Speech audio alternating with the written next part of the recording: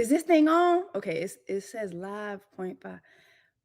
I hope this is on. Y'all see me? Y'all see me? Okay, it say 89 people. Okay. Oh my God. Oh my God, y'all. Welcome to the first of Black People Love is Blind reunion. I am so happy that you have chosen to join me, your sister. Thank you so much. You know what? I'm still trying to figure out how to do this live thing. I should have had waterfalls playing. Let me see if I can have damn, I should have had waterfalls playing. Hold on. Let me see if I can still just play a little snippet of waterfalls for y'all, because I feel like that's become our thing, and for me not to have it playing is so stupid. So hold up, let me see. Hold up. Okay. Please be here. Please be here.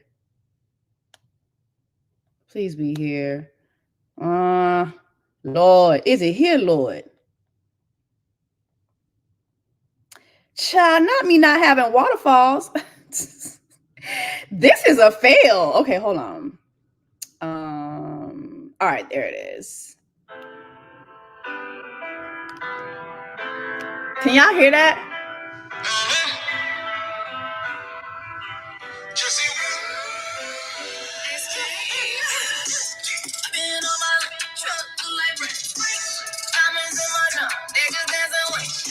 Shining like some shit you never saw before. See, they chasing me like water. Got them Cubans on my lip. Truck look like bricks. Got them Cubans on my lip. Truck look like bricks. Yeah. Shining like some shit you never saw before. See, they chasing me like water. That ain't solid gold, that's a no-no. I'm stepping on these hoes when I wanna. You like me? Hey! Swear that we all gon' eat. M.O.E. I got it all on me. VVS, I just turned the water on. Big old flex, shit you never saw before. These niggas chasing me like waterfalls.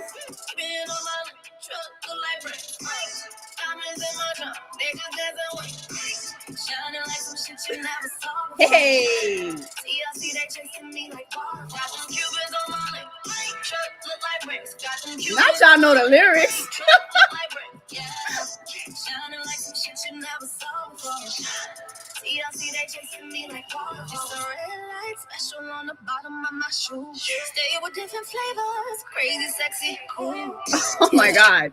You know what's so funny? I was telling my friend Justin the other day, I was like, I always thought waterfalls was corny when I recorded it. So when I was starting just a couple things, I was like, okay, everybody has a theme song on there. All the girlies have a theme song on their YouTube. I was like, okay, let me just do waterfalls. And to see y'all like it, that's crazy to me. So thank you so much for showing all the love that you guys have shown for it. It's coming. Just give me a moment. Just being transparent with y'all. I am in the middle of signing a lot of paperwork and with management, and I have a deal that I'm working on. So it's like I'm trying to get all that together so that I can release that song and other songs that I have. So be patient with me, but thank you so much for loving it. I love y'all. All right, y'all. We have a special episode of Just a Couple Things today. We're going to have a Black People's Love is Blind reunion.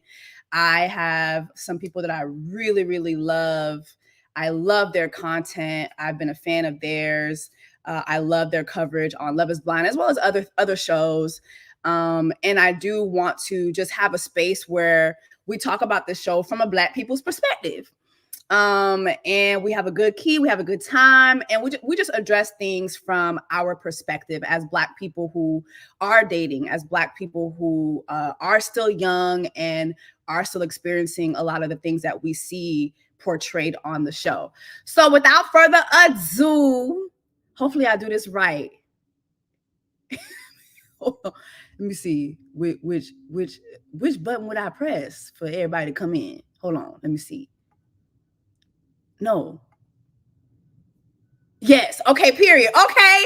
Without further ado, I want to invite everybody on here. First of all, we have Queen E. Thank you so much. We have King of Reeds.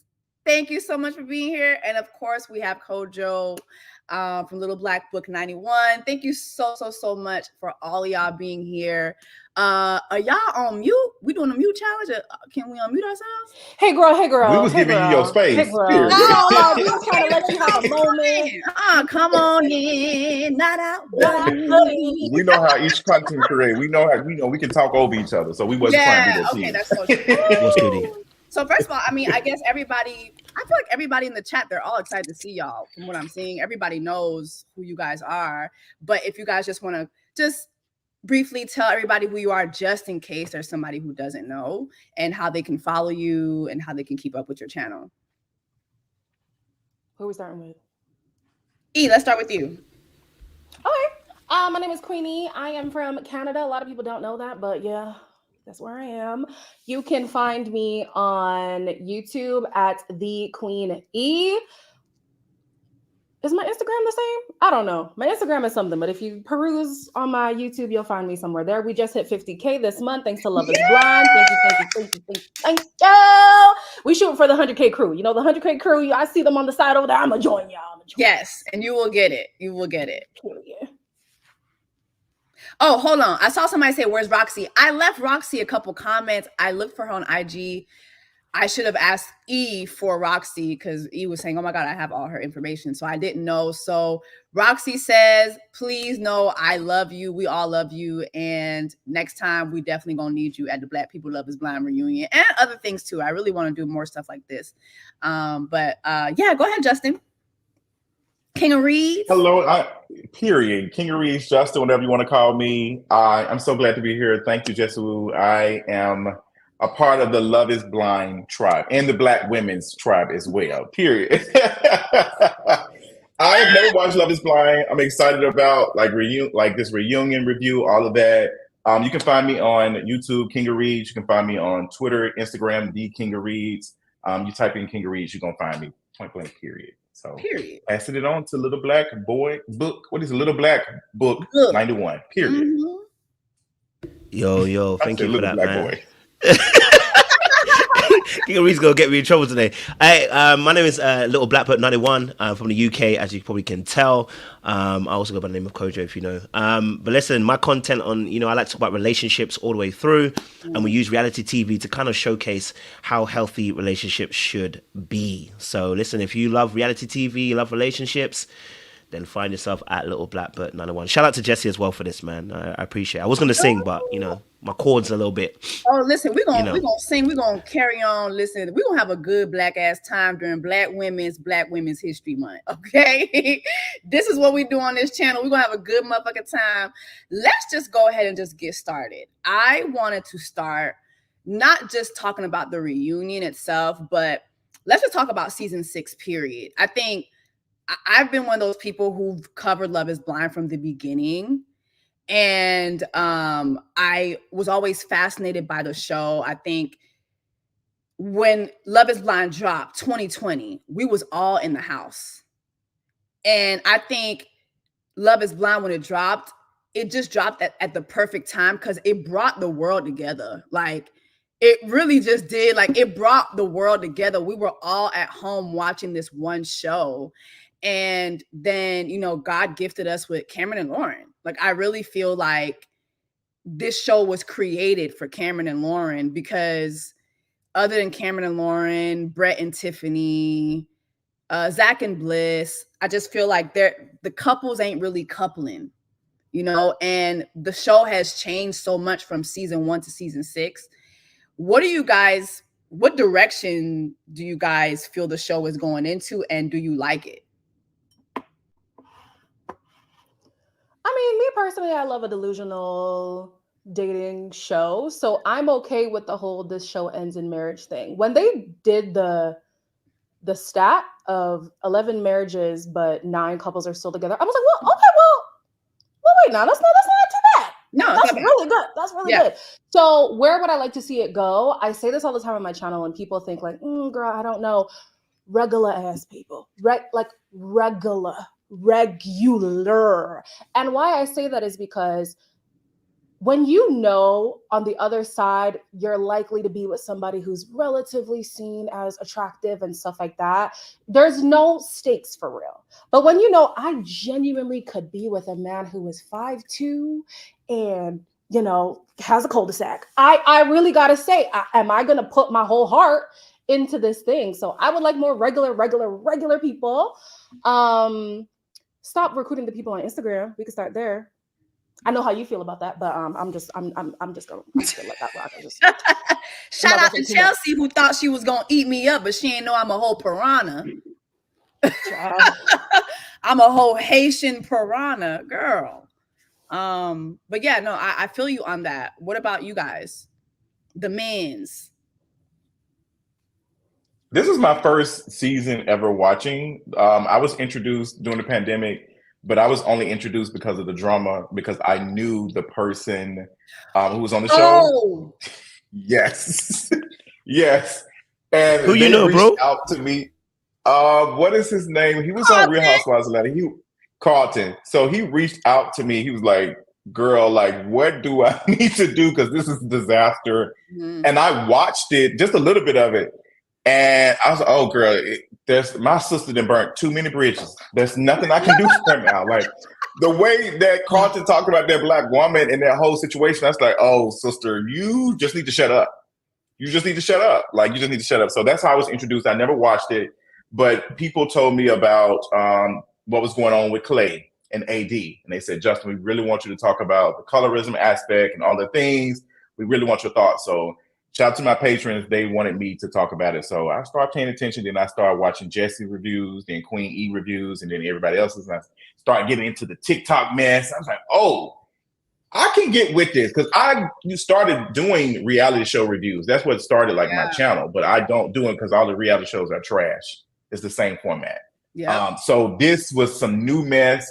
And like Little Black Book said, it's like I like talking about relationships. So you can use this reality show to talk about like some of the things, even things I've learned in my past relationship and things that I want to fix before I get into a new relationship. So seeing all this mess, like recognizing red flags, so we won't be like Risa Tisa, I'm down for it. So this season is messy. I can't say if I'm gonna watch another one. It just depends. I don't know if I want to reward Netflix for giving me this. I don't know if I want to reward them like that. And I feel like that's some other stuff we can get into later. But that's my point. Yeah. Good points. I think you should reward them, King of Reads, to be honest. Because clearly your content's working. But listen, for me personally, I love Love is Blind. Like yourself, Jess, watched it from the very season one, seen the kind of growth of people coming onto the show. I think this has probably been one of the best seasons, bar season one. Because I felt like I did feel like they actually did a good storyline. We actually got deep into a lot of the couples, and we saw different various sides of them. I think for me personally, the next step, I said this on my live the other day, I want to see them do debriefs and deliberations and conversations after our honeymoon phase. Because if you got two people having a connection and they have multiple connections with other people, to throw them instantly into a honeymoon and then that person comes back and they're not having a conversation, and I mean a real conversation, because yesterday, I don't go too deep, we saw how Jessica and Jimmy were talking. They were practically telling each other, we love each other, but we couldn't talk about it because Chelsea's here. So we need real debriefs and real conversations. She's Chelsea's daughter's auntie, though. But you know how I feel about those spicy things. Yeah. Yeah. So that's how I feel. But good season so far. Can't lie to you. Good season. I think it was an entertaining season. I think out of all the seasons, it was the most entertaining. But I think for a lot of the wrong reasons. And then I think this cast too, out of all the cast, really didn't give a fuck about sharing stuff on socials, but they're not the first cast to do that. Season 5 really changed that mode. Season 5 is where we have 2 lawsuits that are active right now, and where we had a lot of people. I had the Black Women's Reunion for season 5, where the girls came on and they shared so many things from behind the scenes. And I think that now more than ever, people who are going on the show are either really not looking for love, but most importantly, don't care about talking. Like, they don't care about talking and they don't care about coming forward. I do know that the show puts these cast members on a very, very crazy NDAs. So the people who have been brave enough to file lawsuits, I give them so much kudos. The people who have stepped forward to share, behind the scenes stuff, I give them so much kudos for that. Let's talk about this season. I want to go back to something Justin said where he talked about Carlton. Oh no. Don't you do it, baby. No, listen, if you watched my reviews, I really thought Clay was going to be Carlton. I really did. I thought that was the pipeline. Whole time, it was Kenneth. Sort of, kind of. Well, Lord, sort of, kind of. Can we talk about how this is something that the Black women said at the Black Women's Reunion last season, that they feel that the Black men who go on this show don't necessarily go looking for Black women. Oh. Can we kind of talk about that? Do you guys, as viewers, do y'all agree with that? Yeah, I feel like it's a mirror of real life. Because we don't see real life Black men, showing love to dark skinned Black women. So it's just like, girl, yeah, it comes out. So even when they're trying to pretend and portray themselves as this, they can't do it. You saw Clay struggle with that. He had the persona. Even Ken, they had the persona of everything that, oh, Clap, look at this Black man. Like even Ken, how would you be my wife? Like he said all the things, and then when it got time to make the connection, there was nothing there. Yeah. So I feel like it is a mirror. And I think the conversations around AD and how Clay described AD, he never really just called her beautiful. It was always on her body. And we see that, like, Black women, specifically dark-skinned Black women, it has to be that. Like, AD is beautiful, period. Yeah. But her being dark-skinned takes away a little of that. Because if it was like a thin, just light-skinned, biracial, light-skinned woman, beautiful. Like, just, oh my gosh, she's so fascinating, she's so beautiful. But AD has to be more than that. And her more than that is her ass. And that's how Black men are. Like, we see it all the time on Instagram, social media, all the time, TikTok, period. Oh, there's a Black man who wants to speak up. Well, ain't they always speaking and not saying nothing? You gonna have me in trouble. You know what? What say you as a Black man, Black woman? Can I be honest? I want to be very frank and honest here. First and foremost, shows like this do Black men a disservice. Because if you chose someone like Kwame with the hairline that he has, God bless the hairline, and the kind of look that he has and how he behaves, the brother was denying his Ghanaian heritage. Of course he's going to choose a white woman. If you chose that kind of man to put on a show, you've already put somebody who doesn't even want Black women. Now, Clay saying that he doesn't like dark-skinned women, I can't say that personally. And we're going to have a little bit of I can see we have a little bit of a pushback here. This situation with AD, I put it on my channel, I said this. And I made it biblical. I said Rachel and Leah in the Bible. Someone looks good, but someone else has the physique and the looks. Which one would you choose? And I said, we've overinflated the fact that because she's dark-skinned, that's the reason why he rejected her. I don't think it's because she's dark-skinned. I said this that throughout the whole season. I said some points in time, I don't like too much women and I don't like physical appearances. I don't like going down that road because who am I? You know what I mean? But the reality of the situation is, I said that at points in time, she wasn't keeping up. I said this.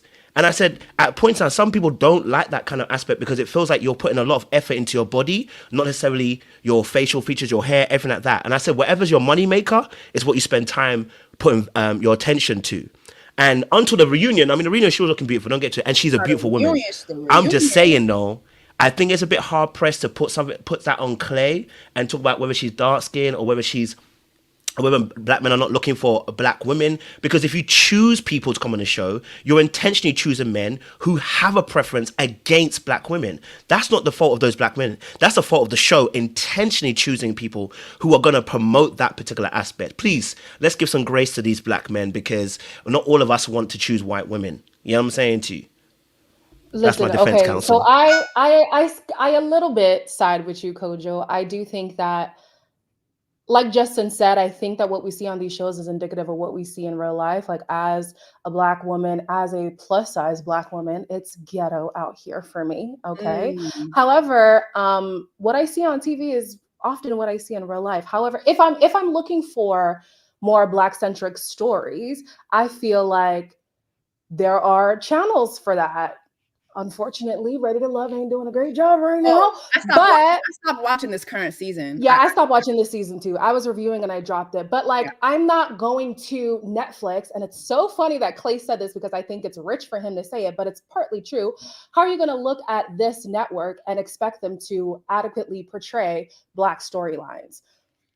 His specifically, I don't know what you're talking about, but I'm not going over to Netflix looking for, wow, they're really shedding light on our experience and they're really giving the Black women and the Black men. I'm not looking to Netflix for that. So I feel like if we really want more of those stories, when the ADs come out, we flock to them, we show them love. The Tiffany's, the Bretts, the Kwame's, if you want to, because representation matters. The Laurens, you know what I'm saying? Or you head over to Ready to Love, or that's the only Black centric dating show that I know.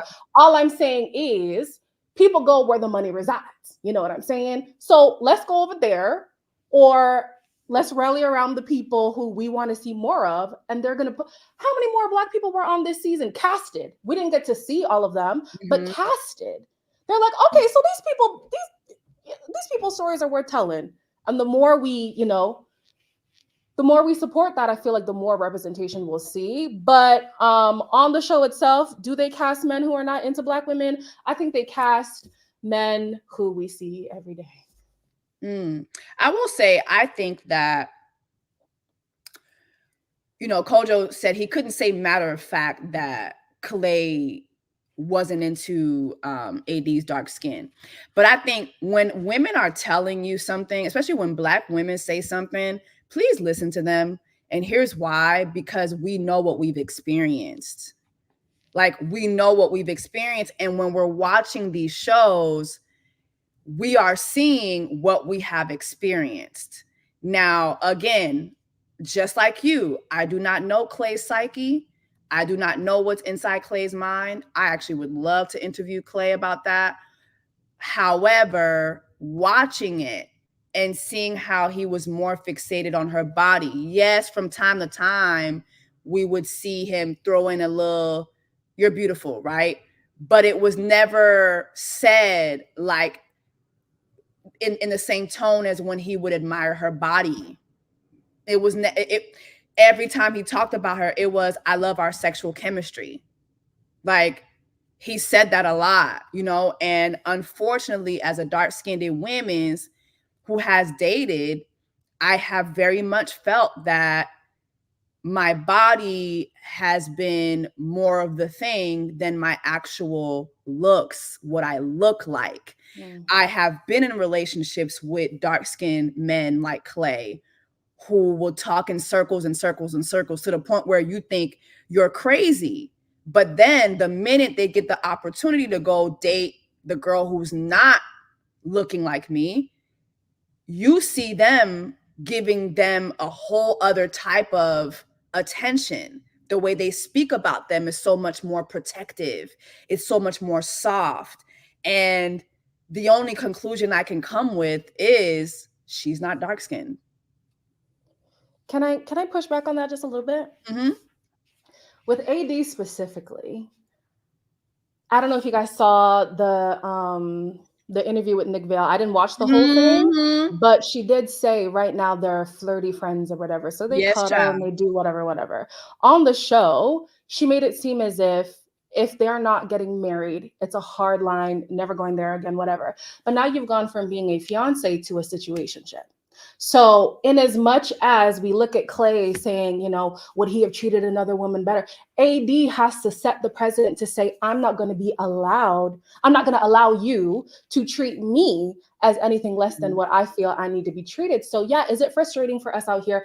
Absolutely. But there are some of us who allow these things to happen because we feel like, well, maybe our time is never going to come. Like Risa Tisa, she was desperate. That provision that she saw, that yearning for a relationship really drove her to accept BS behavior. So I'm here just like, I do appreciate when we want to call people out, when we want to say, listen, Black women deserve better. But as the Black women experiencing these men, we have to put our foot down and say, you know what? No, if you're not going to treat me like you would treat your preference, and go over there, don't come over here. And don't be like, oh, I'm just going to accept a little cuddly friendship. Girl, from a fiance to a situationship, sister, please.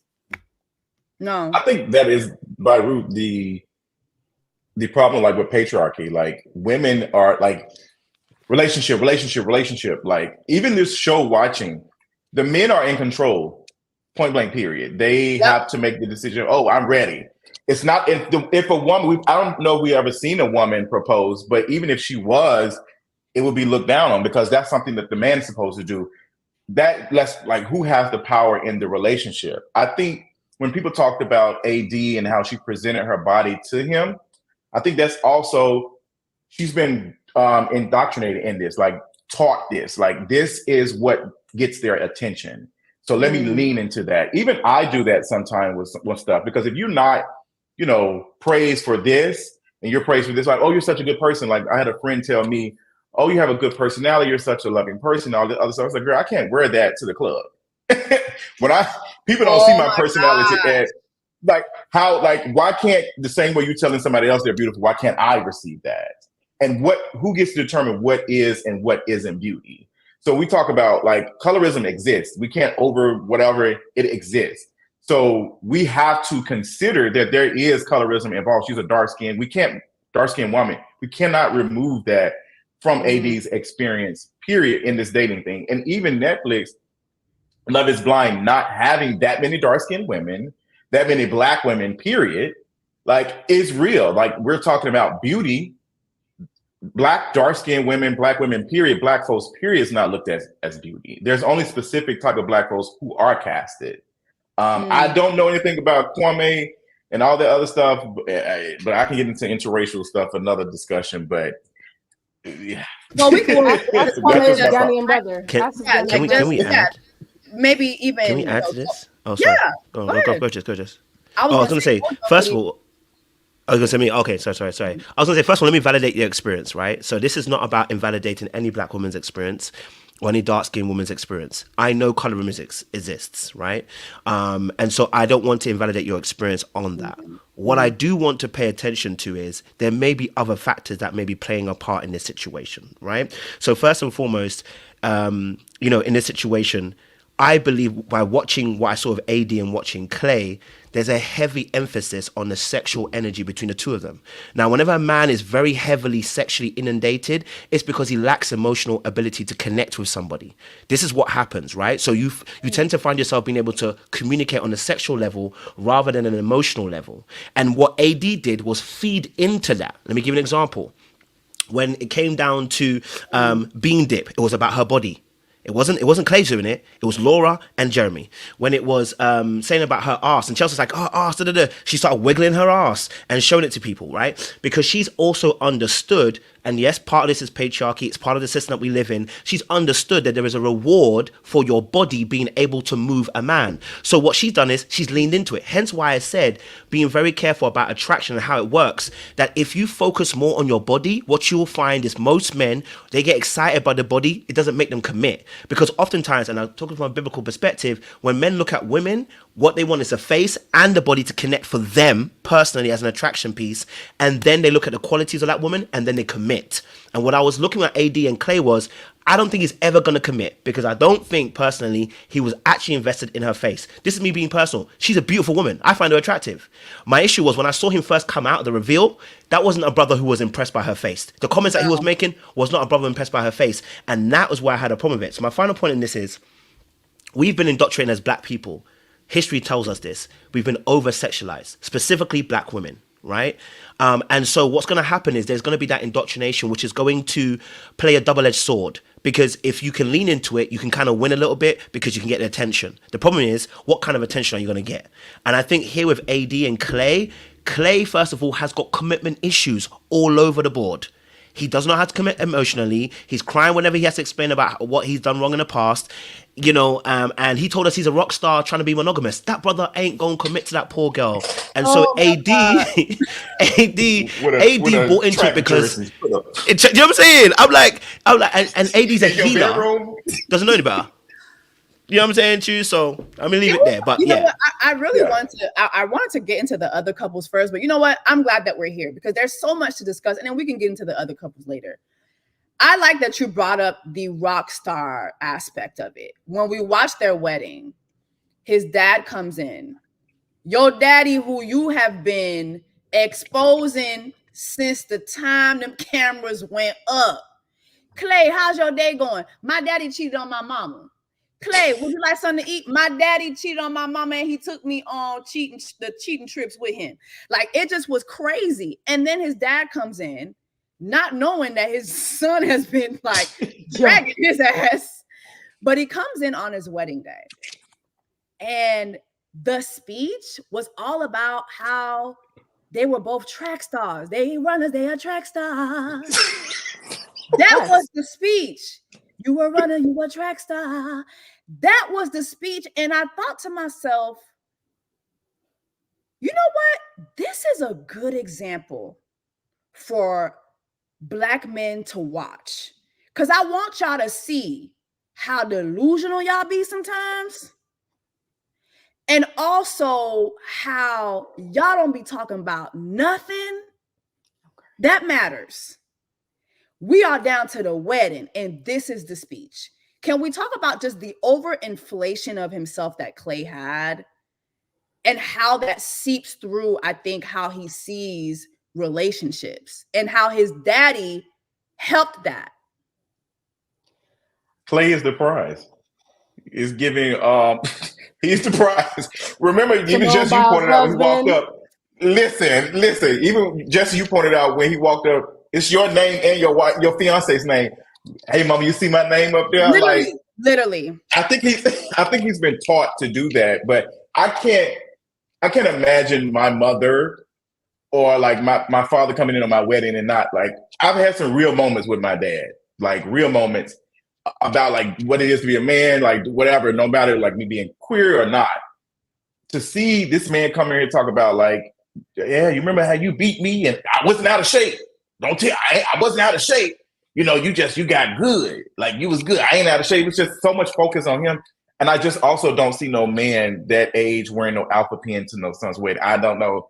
Alphas, y'all can jump. I just thought that was very, I was like, is it going to do every time you tell a lie? Like, is that the thing that you just rub the thing before you go on an Apollo show?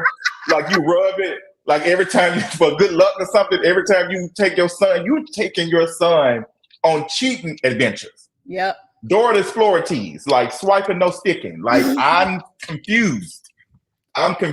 Like this is not a man. And to see that Clay said his dad did not apologize. Mm-hmm. He apologized in his own way, which means he didn't take accountability for it. And Clay probably doesn't even know what accountability is, to be honest. Well, I think he did a good job of taking accountability at the reunion, but he had no choice. Yes. He had no choice. Like the whole world's beating your ass. You got Wale. Wale ain't give us no piece of song or nothing in years. But he's on Twitter talking about, yeah, y'all see with Clay on Love Is Blind. Airbnb. That was madness. What say you? I think that's why he apologized though, because his image was torn down. Because if Clay goes to date any other woman, even if the woman has never watched the show, if she show a picture, because Clay wants to be shown. He likes being shown. And people love telling him that he looks good too, which feeds into his ego. Because even Mama Jackie, the whole basement was flooded with stuff. I was like, is she okay? We're gonna get back there. We're gonna get back there. Keep that thought. Kojo, just add your thoughts to this and we're gonna go back there. Well, you know what? Listen, obviously the dad situation is crazy. I mean, the dad for me showed no growth. And it was a really stark comparison between the mother and the father in terms of the growth that actually happened. That he couldn't even, in that whole scenario, he made it one with his son about himself. And when it was about his ex-wife, the mother of Clay, he still made it about himself. And that told me he was still, he's still in a victim mindset that, you know what, it's been done to me. So therefore, I'm still a victim. And when people are in that place, they struggle to be able to see anything else because the sympathy and their empathy and the validation and attention that they get from people, it's hard to remove themselves from that space. That's been imputed onto Clay. Now, I do think Clay is a bit more aware because he's able to voice what's going on in his mind. The problem with Clay is that the attention and the validation that he gets from being a choice pick. Let's be honest, he's a choice pick. He's 6 foot, dark skin, did athletics. The brother's a choice pick. And so the problem with that is when you have your choice pick, you always have attention. When you have so much attention consistently, it's hard to focus on self and look within yourself. Many of us have gone through experiences where we haven't had that opportunity, where you didn't have attention. So you had to focus inwardly. He ain't had that time. It's almost like being good looking all your life and and never having a personality. The reason why you never had a personality because you never had to work for it. And so I think Clay's got to a place where he's starting to realize like he's in two minds. I'm a bastard, I know that, but the problem is I'm trying to be different, but I don't know how to get to the other side. And so he's still trying to work through that at that point in time. So I think, I never liked the dad situation. I thought that the fact his dad hasn't apologized to him tells me that that has got a long growth to go. And Clay's got to do some work as well. So yeah, sad times. And can I say, like, watching the interaction with his dad actually gave me a lot of perspective because I will say, like, praise God, I've been blessed to be in a family where, like, my dad has been with my mom. That's it. I haven't seen, like, I don't have the experience of, like, outside babies and secret partners and all that stuff. But I do realize a lot of my friends come from broken homes. And sometimes I wonder, like, why are y'all so pessimistic when it comes to dating? Why are y'all so this? Because I've literally told my mom, I said, you set me up for failure because I'm looking for what you have. And unfortunately, I see so much brokenness in our community. And watching Clay and watching his dad, I was like, okay, I'm now seeing what a lot of people are going through, which I haven't gotten that perspective before in such a raw way. So on a relationship standpoint, I said this on my channel, on a relationship standpoint, I don't give Clay grace. I'm sorry. Because like Kojo said, he's very aware of all the stuff that he is dealing with, these demons, these potential disappointments and stuff. And I feel like as a grown man, you have a responsibility to say, okay, so I'm not in a place to entertain somebody right now. Let me go fix up and then come and, but on a personal level, my heart did break for him. When I was in university, my mom called me randomly and she apologized. Mind you, I feel like my mom did a stellar job raising Your mom apologized to you? Absolutely. Wait. Absolutely. You're African. I am African. I am Zimbabwean. I was born and raised in Zimbabwe. But an African parent apologized? Sure did. Uber religious too. A parent apologizing, period. Okay. Exactly. Yeah. But they don't be apologizing. I did the best. Listen, I did the best I can. I did the best I could. Yeah, no. It was a genuine apology. And I didn't even feel like my mom raised me in an improper way. But that apology, she said, if ever I had done anything to not make you feel seen as my child, to not make you feel loved as my child, if you feel like whatever she said, I am sorry. And I'm like, my mom didn't even do even an iota of the things that Clay's dad did to Clay. So to see somebody the in the chat said, Clay, somebody said, I'm still waiting on my apology from my mama. It's not going to happen for everybody. As we saw, Clay is still waiting for it. You know what I'm saying?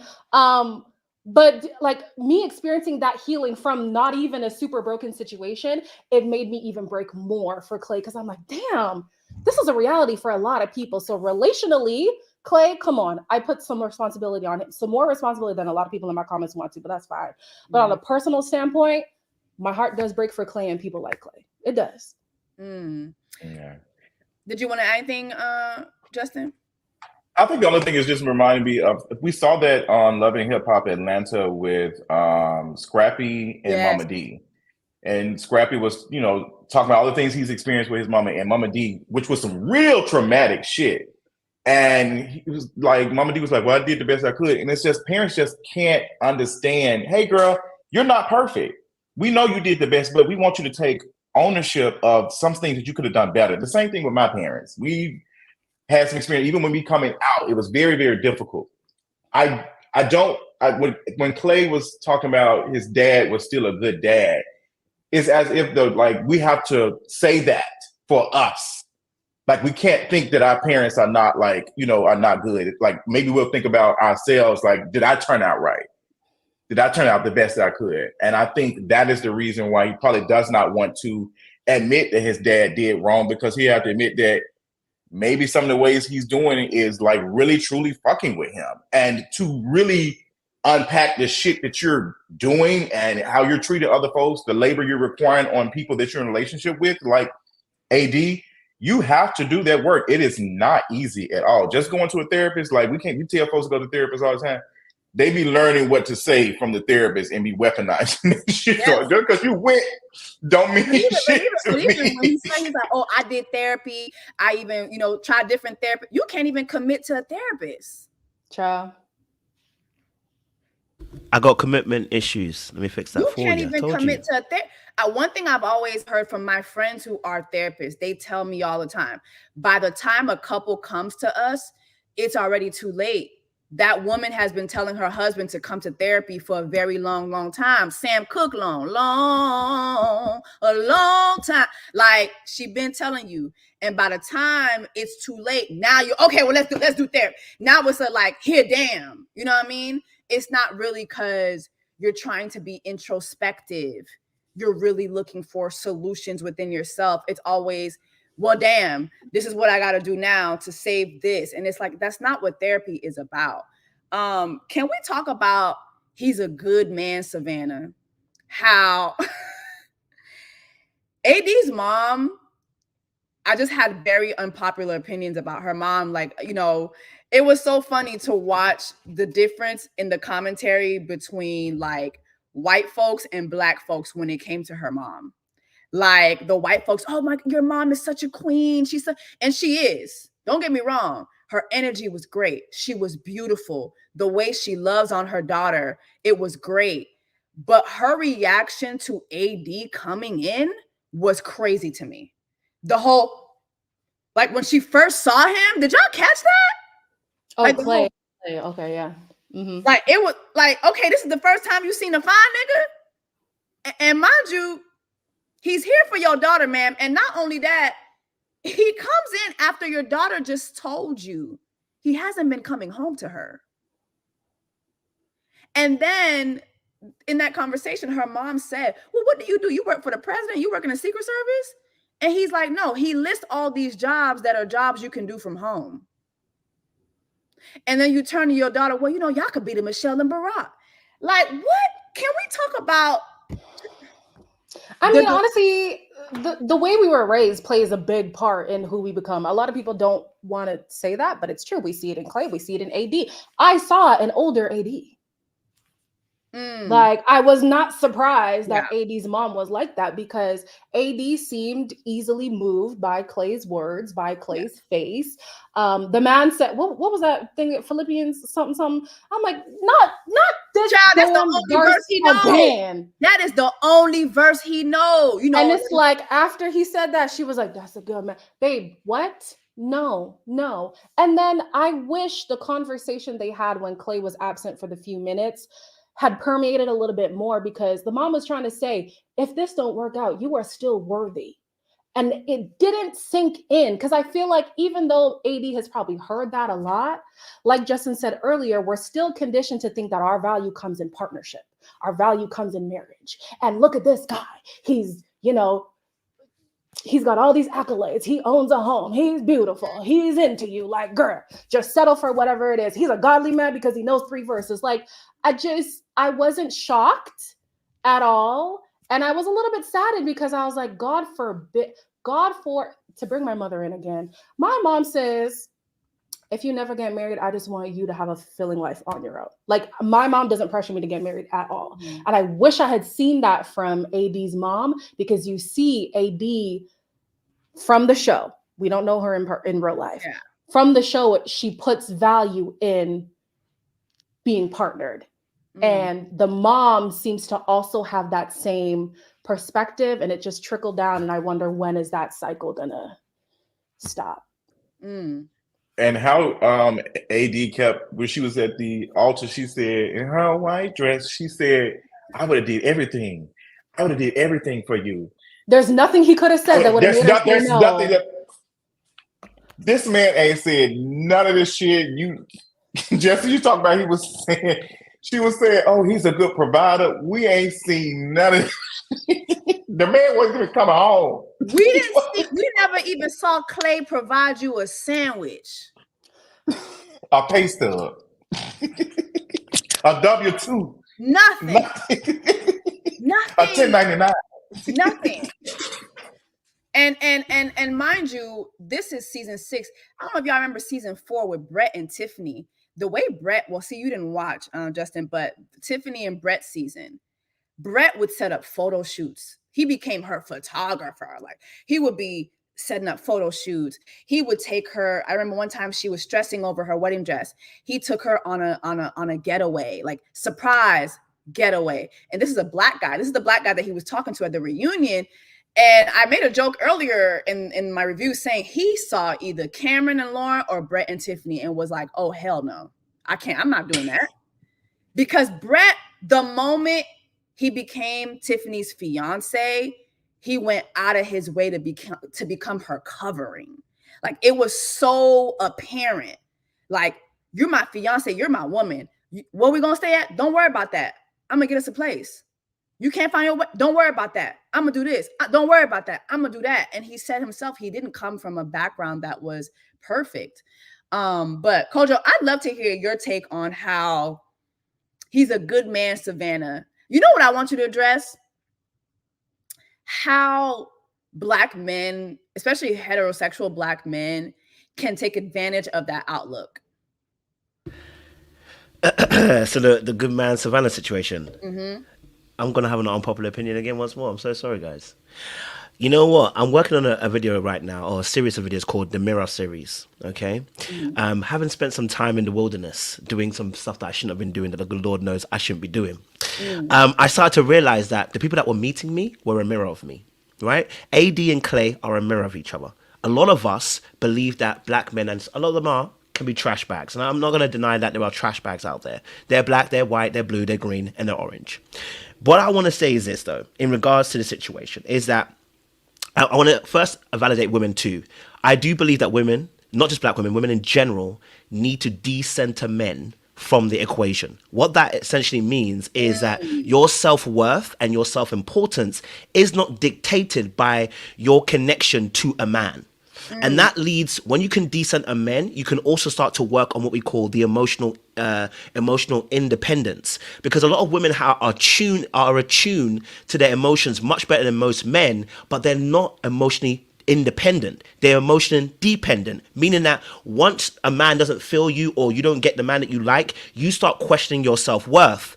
We can call it patriarchy, we can call it society, we can call it how you grew up. But that's also a part of the relation. That's also a part of relationship between men and women that needs to happen, right? We're starting to get there. We're starting to see it, and we've seen how the reactions happening when women start detoxing men and decentering them. There's starting to become a warfare.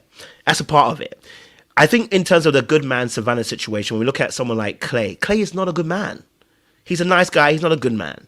Right? And when you look at Brett, I said this on the other day, I said sometimes these shows, it's about the grace of God and the luck of God, the luck of life, because Brett himself has met someone, okay, he's met Tiffany, right? But Brett himself is somebody who serves. Yep. So due to his, but that's because of his trauma too. His trauma informs him to be overly serving. So if a woman meets that kind of man, she's blessed because he wants to overly serve. But the unfortunate part here with Clay is that he ain't built that way. He's built to take. Yeah. And the problem with takers like Clay is they often meet people, quote unquote, who are called healers, called AD. The problem with a healer is they are also as arrogant and as egotistical as the person who's taking advantage of them, because they're both a mirror of each other. Right? Because the healer believes that if I can get you to change, that means I get some self-worth. That means if I can get you to come to my side and see how I'm looking at life, and I change you, then I must be important. I must be special too. And that's where your ego lies into. That's why AD was sticking with Clay.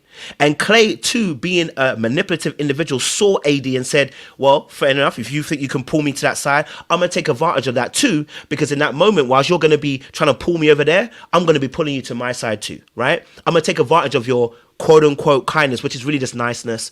I'm going to take advantage of your servitude, which is really you trying to manipulate me to make me feel like you're the most amazing woman, when really and truly you don't even love yourself. Because if you did, and you knew what emotional connection actually entailed, AD would have saw Clay coming a mile away. You know why we don't know? You know why we don't? Do you know why we know that she's in love with herself? Because not only did she put Clay, she put Matthew, and Matthew gave her a whole "I'm Captain America" speech, and still she went to date him after. That's madness to me. So these are mirrors. So you're right. There are a lot of men who are not great, and they are trash bags. But if you keep dating them, I've got to ask you, what mirror are you holding up? You might have to look at yourself and say, actually, why do I like them? What is it that's drawing me to them? This is not blaming AD solely. Clay is, for me, manipulative in the way that he knew that he dragged her to the end. He didn't need to. He could have quit. But because he was getting validated, he ain't going to do it. So, yeah. So I'm definitely with you guys on this particular aspect. Let me ask you guys a question. I really like that you brought up the whole Matthew thing. I was watching the Nick Vale podcast, and she said, she gave more insight into Matthew. She said Matthew reached out to her, that he was on an apology tour. He said she was not the only girl that he went on dates with after the show, that actually he went for the other Amber first. She knew it, and she still went on multiple dates with him. And just hearing her say that, I'm thinking to myself, number one, okay, she not really what a lot of y'all want her to be, okay? We just have to really face the facts that this girl would be attracted to a pile of turd. Like, if it gave her attention, she would go out with a pile of turd. Literally. She feels very validated by attention, even if it's bad. Like, she just likes it. There's no way I would give a man who played on my dead daddy in order to get me to tell him yes, knowing he had no intention to move forward with me. This man was using your dead daddy. He lying on your dead daddy, lied on your dead daddy. He was getting his Nicki Minaj on in the pods about your dead daddy. Then when he found out that Amber daddy was dead too, he was playing with her dead daddy. Like, it was crazy. The whole, I don't know if you guys caught that in the whole pod situation. Amber heard that too, is what they both had their parents. Oh, wow. I didn't know he played at both sides. That is nasty work. Yes, he was playing them. And so there is no way I would give that type of person a chance to play with me. Then you going down to that white man's house and he cooking for you. Let me tell you, now listen, some of y'all think I'm racist. I'm not. I just Black people can't be. King of Reed's get her.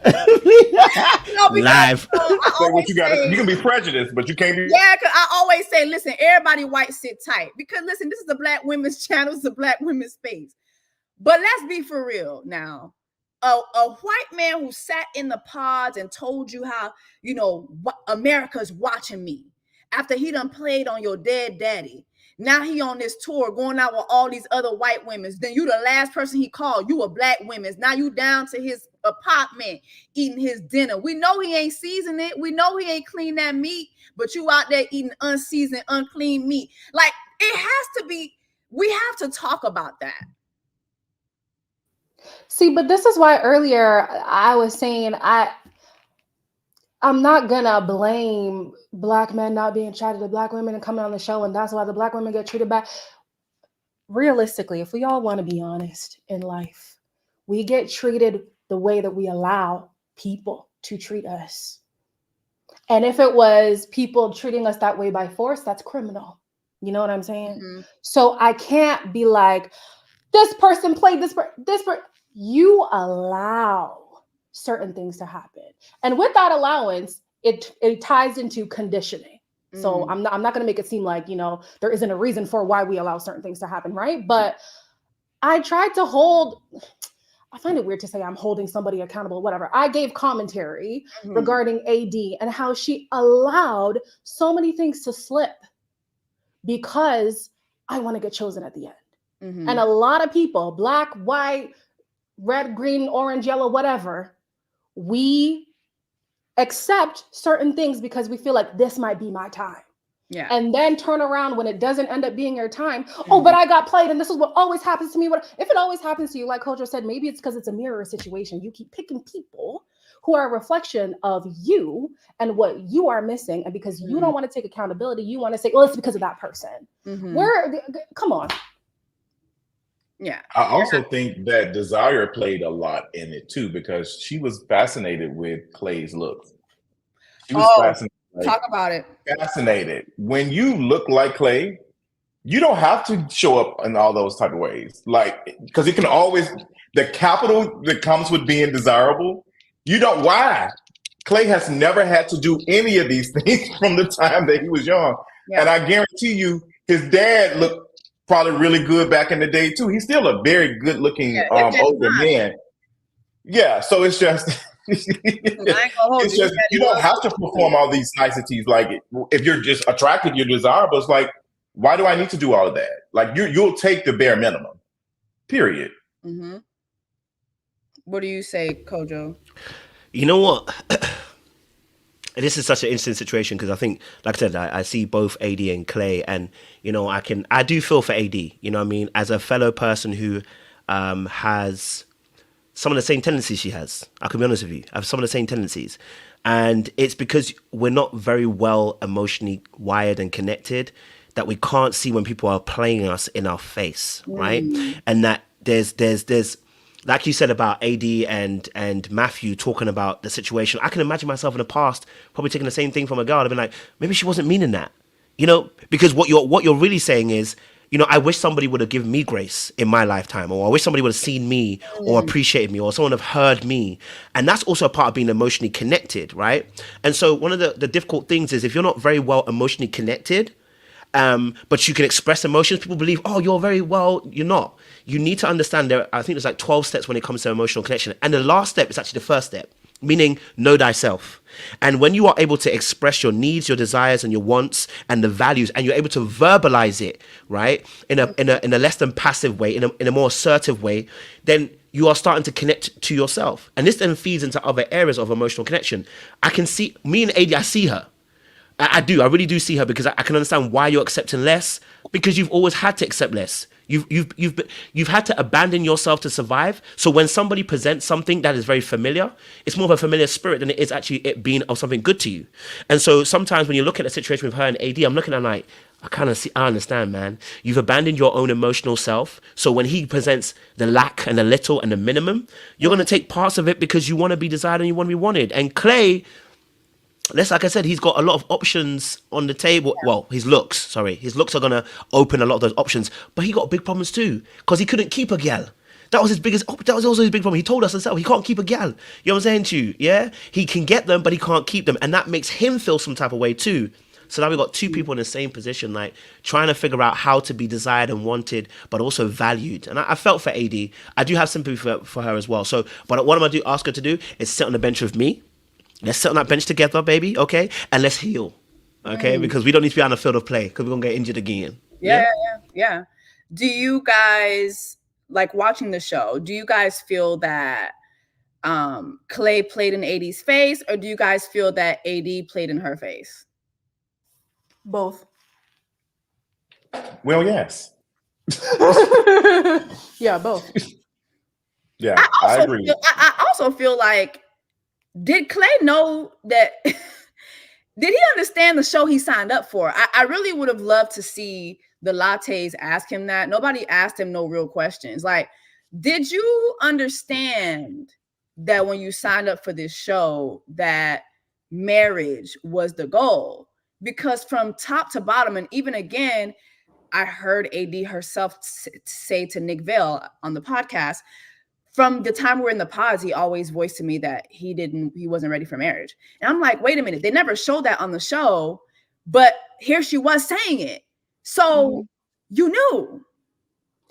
Yeah. I think production is also protecting themselves, because if they would have asked that question, you all didn't do the work. Y'all didn't do the reading. Y'all didn't talk to him. And you knew that this person was not interested in being married, but you still casted him. Yeah.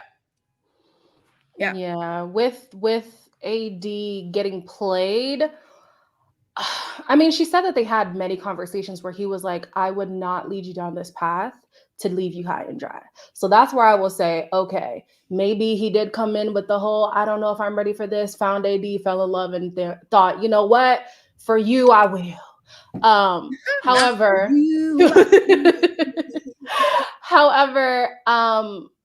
like we said in the pods, Ben said, I'm not ready for this. She and her mom, if I remember correctly, he said AD and her mom played the show for me. I couldn't believe it. She knew. So she was like, Yeah. you know, okay, maybe if I show, look, Yep. babe, but babe, it's supposed to be like this. Sis, if you have to convince him, you've already lost the battle. You've already Pick me, lost it. choose me, love me. That's what it was giving. Yeah. Pick me, choose me, love me. Yeah. And I hate that for her, but you know, when you've been taught that, I can't hold her to. I offer grace to her because it's just like, girl, damn, like damn. Because even we see people who have been single for so long and have no kids. What's going on? Like, how you a woman ain't got no, you can't keep a man? Like women, or like if you can't keep no man, like it's the end of the world for you. You ain't got no kids. Like you can't even say you don't want kids. Yeah. Oh my God. We still haven't got to, you can't say that. Like, what do you mean? You don't want to, that's what you are here for. That's what your womb is for. And it's like, no. Like, you need to be reproducing. No, I actually don't have to do this. I actually have a choice over what the fuck I want to do with my body. Speaking of pick-me's, can we talk about Chelsea? What I didn't like about the reunion was they asked Chelsea nothing. And her and Jimmy were up there neck and neck with AD and Clay to me. Like the stuff that we saw on camera was, I have an unpopular opinion that Chelsea is an emotional abuser. It's not unpopular. It's not unpopular. Yeah. Oh, okay. I think she is a they don't like Chelsea at all. Oh my God. She's a textbook, narcissistic, gaslighting, emotionally abusive Karen. Her ability to live in another world is astonishing. Like, you will see that the sky is blue and she will tell you it is green and then start crying about it because it is green to her. I wanted to get your thoughts on, first of all, the fact that they didn't ask her anything, and also just the fact that, was Jimmy wrong for not breaking up with her sooner? Yeah, I do think he was wrong for not breaking up with her sooner, especially because I do not like when people hold on to stuff and then want to just pile it on whenever it's convenient. Chelsea did that a lot, but Jimmy does it too. And it's a little bit more subtle, so people call it out not as much. But if you know that your deciding factor was the fact that she violated your friend's privacy or whatever, yeah, then you should have, if you claim to love her, because apparently they dated after the show, that should have been your moment to say, you know what, I gotta walk away. So I think, like Kojo was saying earlier, the people who we attract tend to be a mirror. I do think that a lot of Chelsea and Jimmy's attributes are the same. We start to see little insecurities of him come out at the little beach thing when he was like, why would you say that they're the strongest couple? Yeah, I don't, whatever. But because Chelsea's the more erratic character, I'm sure they leaned into that a lot. Chelsea also talked about, there was a time where Jimmy said that he wanted to go back home to his own apartment. He said he was going to bed. Apparently he then butt dialed her and all his little girlfriends were over at his house. So like there are parts of Jimmy that are also evasive with the truth. He's avoidant when it comes to, you know, altercations and stuff like that. He doesn't want to take accountability for certain things. And as somebody who's as immature, as somebody who's as insecure as Chelsea, that stuff's gonna drive you crazy. So you do get to the point where it's like, okay, well, maybe I just got to start making up stuff, because when I don't think anything's wrong, things are going wrong. When like anything is possible with you, not absolving her, because girl. And I think that they didn't ask her because they thought maybe it would have been a liability to have her have a mental breakdown on the show like that. So maybe that's why they chose not to say anything. But Two peas in a pod, them two. Yeah. Yeah, I agree. I think that, and Chelsea talked about it in her TikToks as well, that she has a lot of work to do with her insecurities. And I get it. I get it. I feel like they were the worst for each other, to be honest. Jimmy was not interested in Chelsea No, at all. Jimmy was first of all, Jimmy is a drunk. Let's talk about that. And Chelsea, this was a drunk too. Yeah, but Jimmy always had a beard. Yeah, he always had. And you saw it. Yeah. Yeah. As somebody who was in the army for 7 years around folks like Jimmy and his daddy, like when they face started turning red, he drunk all the time. They be drinking. I love me a beer. Gotta get me a beer. It definitely gives that. But they were the worst for each other because Jimmy was not interested in Chelsea like that. And I think he tried to, hey, I think these people are aware of how bad it will look if they hurt someone's feeling on the show. So they try to go with it. Like they some of them are very calculated because they do not want to get ate up online. That's why Clay was continuously making his mistakes because he was not aware. He was not aware, but he should have told her when he saw her, even his curiosity of what Jessica Rabbit looked like. He was very curious of what Jessica Rabbit looked like. Just why would she say that? He was trying to ask her, is she a bad bitch? Like, does she look better than you? Like, what's it giving? And Chelsea did not want to say that because of her insecurities. And I feel her.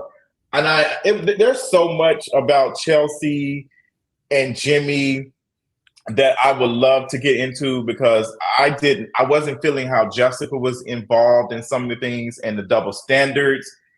It's okay for you to, hey girl, like, maybe I should hit him up. Jessica was not interested in Jimmy either. She wants to be on the next show, which is why she's already done filming. What? Absolutely. Period. So I wish that Jimmy would have ended up with Jessica just to see how that was going to go because I feel like we would have got more. I think that about Jessica. I actually think they would have been good together, and they had so much chemistry even down to the reunion, which is why I was looking at the fact that Chelsea. Well, you think they would have been good together? I think that they would. I think Jessica is.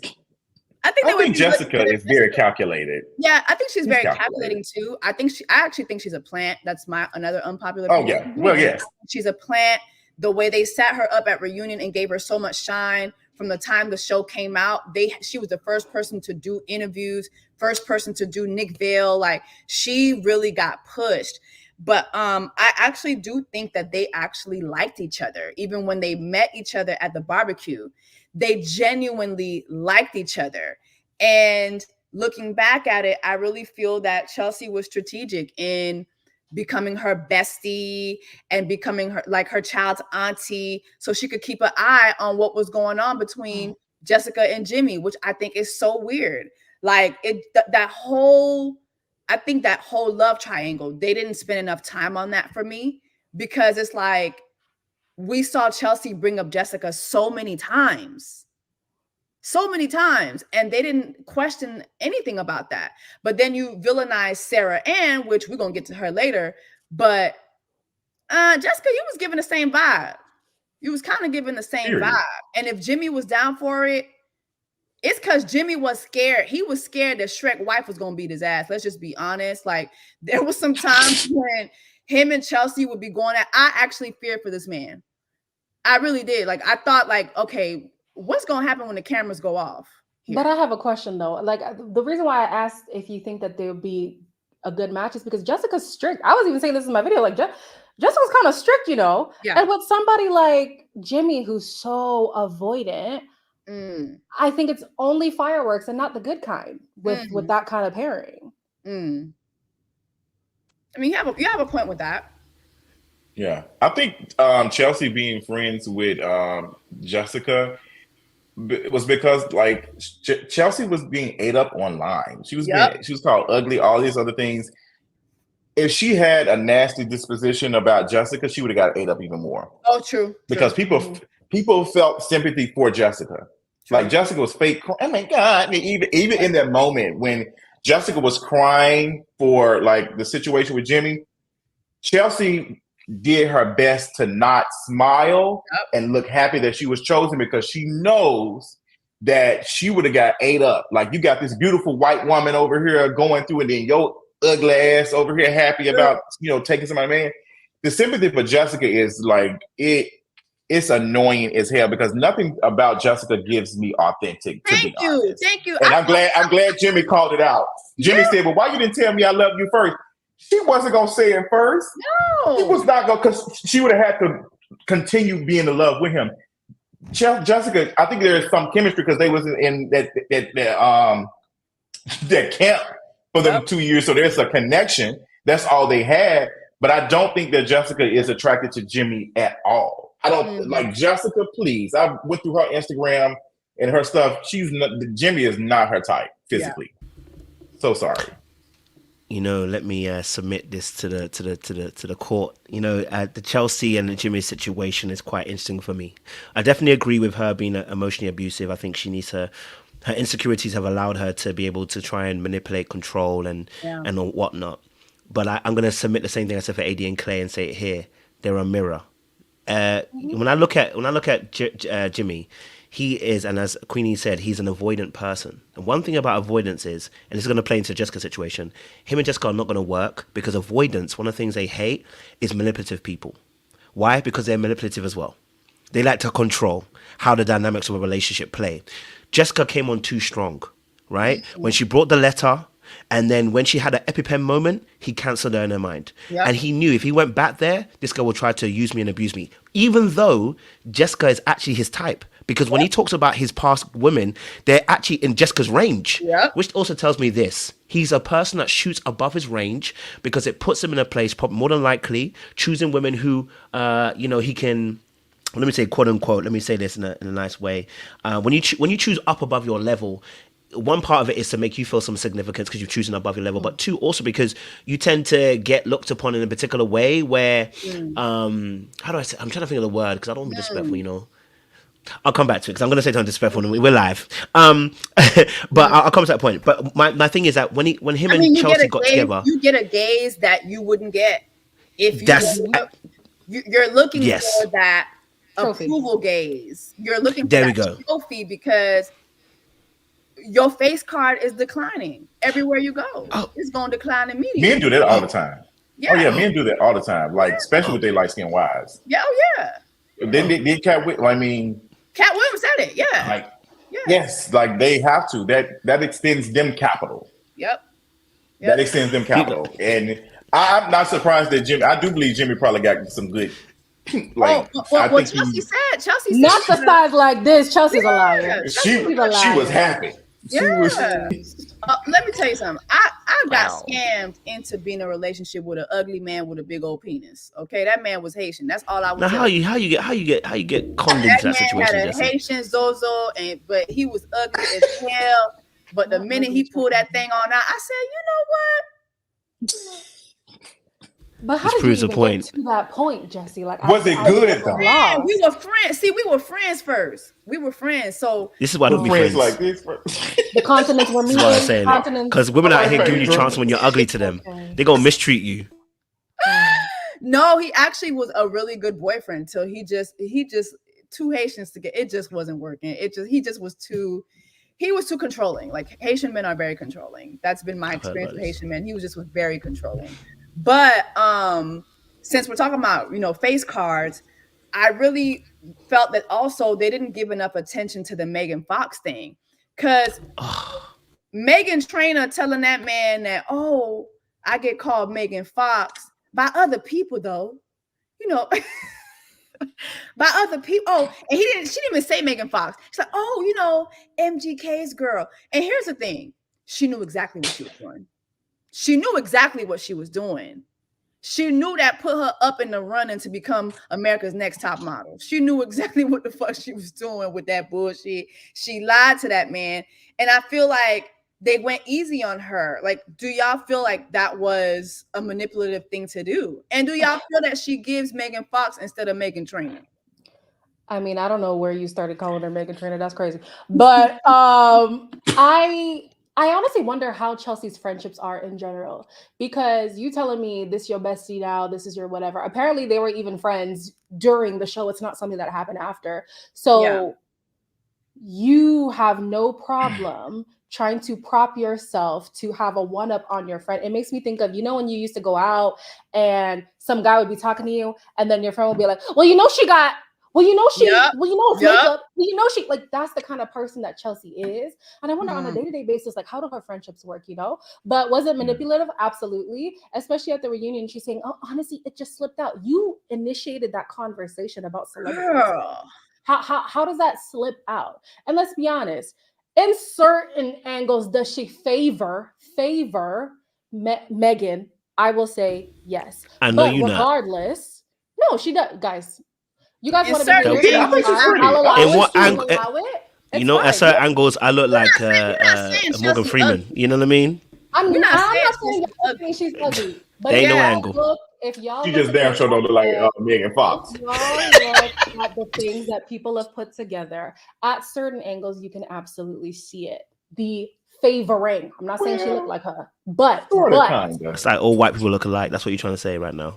I'm sorry, No, but that don't do that. forehead, that But- and that skin. at the end of the day, whether was or not giving she wants to Natalie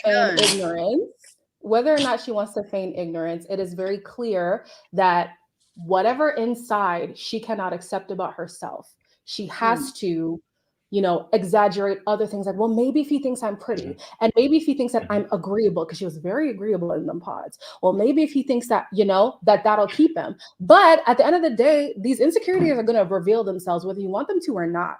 And so, like Clay, he got stuff to work on internally. Chelsea got so much to work on internally. And I think that it was manipulative. Will she ever admit that? No, she won't. No. Is this the first time we've seen a person? And when I use the term fat, I don't use it as a bad word. I'm fat for myself. But is this the first time we ever seen of like a fat white woman on the show like get picked? Yes. Yes. No. Alexa's bigger than Chelsea. Alexa last season. Alexa was big Yeah, too. last season. But we don't see a lot of them. But she was No. tall. Yeah. So I think Chelsea's definitely struggling with that, being like she was the fattest person. I mean, there was another black woman. She was kind of a little bit heavy, but we didn't see much of her. Like we saw her at the peak. Yeah, she did a peekaboo, and then they didn't show much. I wanted to know more about her, though. I was curious. Apparently, she got engaged to Jamal, and we didn't see that. Yeah, that wasn't gonna work. Is that the pastor dude? Yeah, the pastor Jamal Bryant's son, one of his spiritual sons. But with Chelsea, too, it's not even okay. Chelsea is fat. It's just Chelsea sees herself as the chubby kid. People who see that into their adulthood, it shows. Yeah. And even if you do lose the weight, even if you do end up being a size 0, they carry that. But I'm the chubby kid, and they gotta overcompensate in these ways. Do you guys? The mind hasn't caught. Once you fat, no matter if you lose weight or not, you are forever fat. It doesn't matter. Like people will remind you, like we do Jennifer Hudson, like how we do Luther Vandross. They love to remind you that, oh girl, you're still fat. That's how anti-fatness works. Yeah, that's so true. Do you guys feel that the show is doing us a disservice by not including more fat people? I mean, I feel like there's a lot of people that are not included, but I feel like fat people, I feel like we're not seeing enough like brown people. Put us on the show, man. Put us on the show. You don't want carnage. You don't want to know what happens. No, it happens on Love is Blind Brazil. That's the real experiment, though. That's the Brazil one. They have genuinely fat women. They have women who look like me proper. Yeah. So I want to see it. I don't care. Well, you know what? How did it go? I feel like the same company that does this show does Married at First Sight too. Kinetic does Married at First Sight. I feel like I've seen more fat people on there, but not enough either. But I've seen more. Maybe. No, you're right. Actually, I have not. Yeah, so these shows, they don't believe that fat people deserve love. Okay. Well, I mean, you see they hopping in folks' DMs to cast them. This just goes off of what you look like. Yeah. And I don't see how we cast folks via Instagram and we get Jeremy. I don't know how we get Jeremy. Let's talk about Jeremy, who currently has his ex, who is the king of pew pew pew pew. Yeah, who try to pew pew pew him. So You know what's which crazy? is not funny. It's not funny, but I think the pew pew pew is what makes it funny because we don't want to get banned or nothing.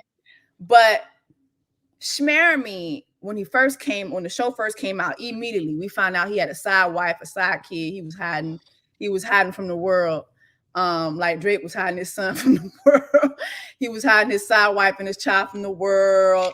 Then he went on to this show, and he came out and he said, first of all, I didn't have that information. Casting knew, and casting reached out to me. I didn't reach out to casting, and he showed that casting sent him a DM.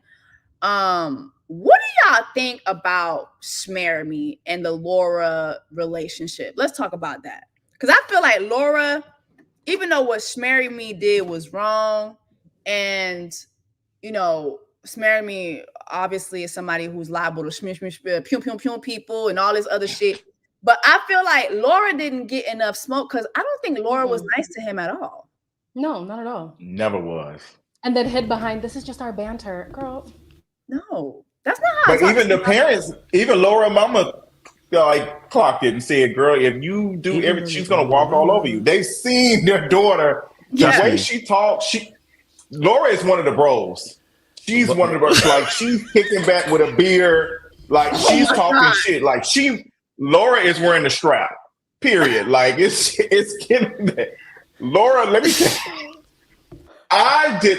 When Laura was so mad at the picnic, I was happy seeing Jeremy and Sarah Ann on that jet. They edited. Let me tell you, y'all ate that one little thing because Laura, she cussed him out. She said it's done. Period. When I tell somebody it's done, it's done. Now she's why you're not upset? She wanted him to be upset. She wanted to react. You just said you was good, sister. What's going on? You want him to be as hurt as you're trying to pretend that you're not. Yeah. And then she started breaking down. Yeah. You start breaking down like, girl, you talk to that man crazy. He even said how she deals with conflict. It's a chop. I'm not letting nobody talk to me like that, especially not somebody I'm dating.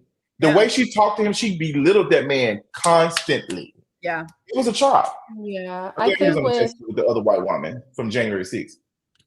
Mercy. I think with Laura, it's a lot of like self-fulfilling prophecy with her when it comes to her relationships. She treats these men a certain way. And then when they finally decide, you know what, this is enough. See, this always happens to me. You see, men don't want to appreciate me and men don't want, but you have been a tyrant in this relationship. Who's going to stay for that? Even was it the sister?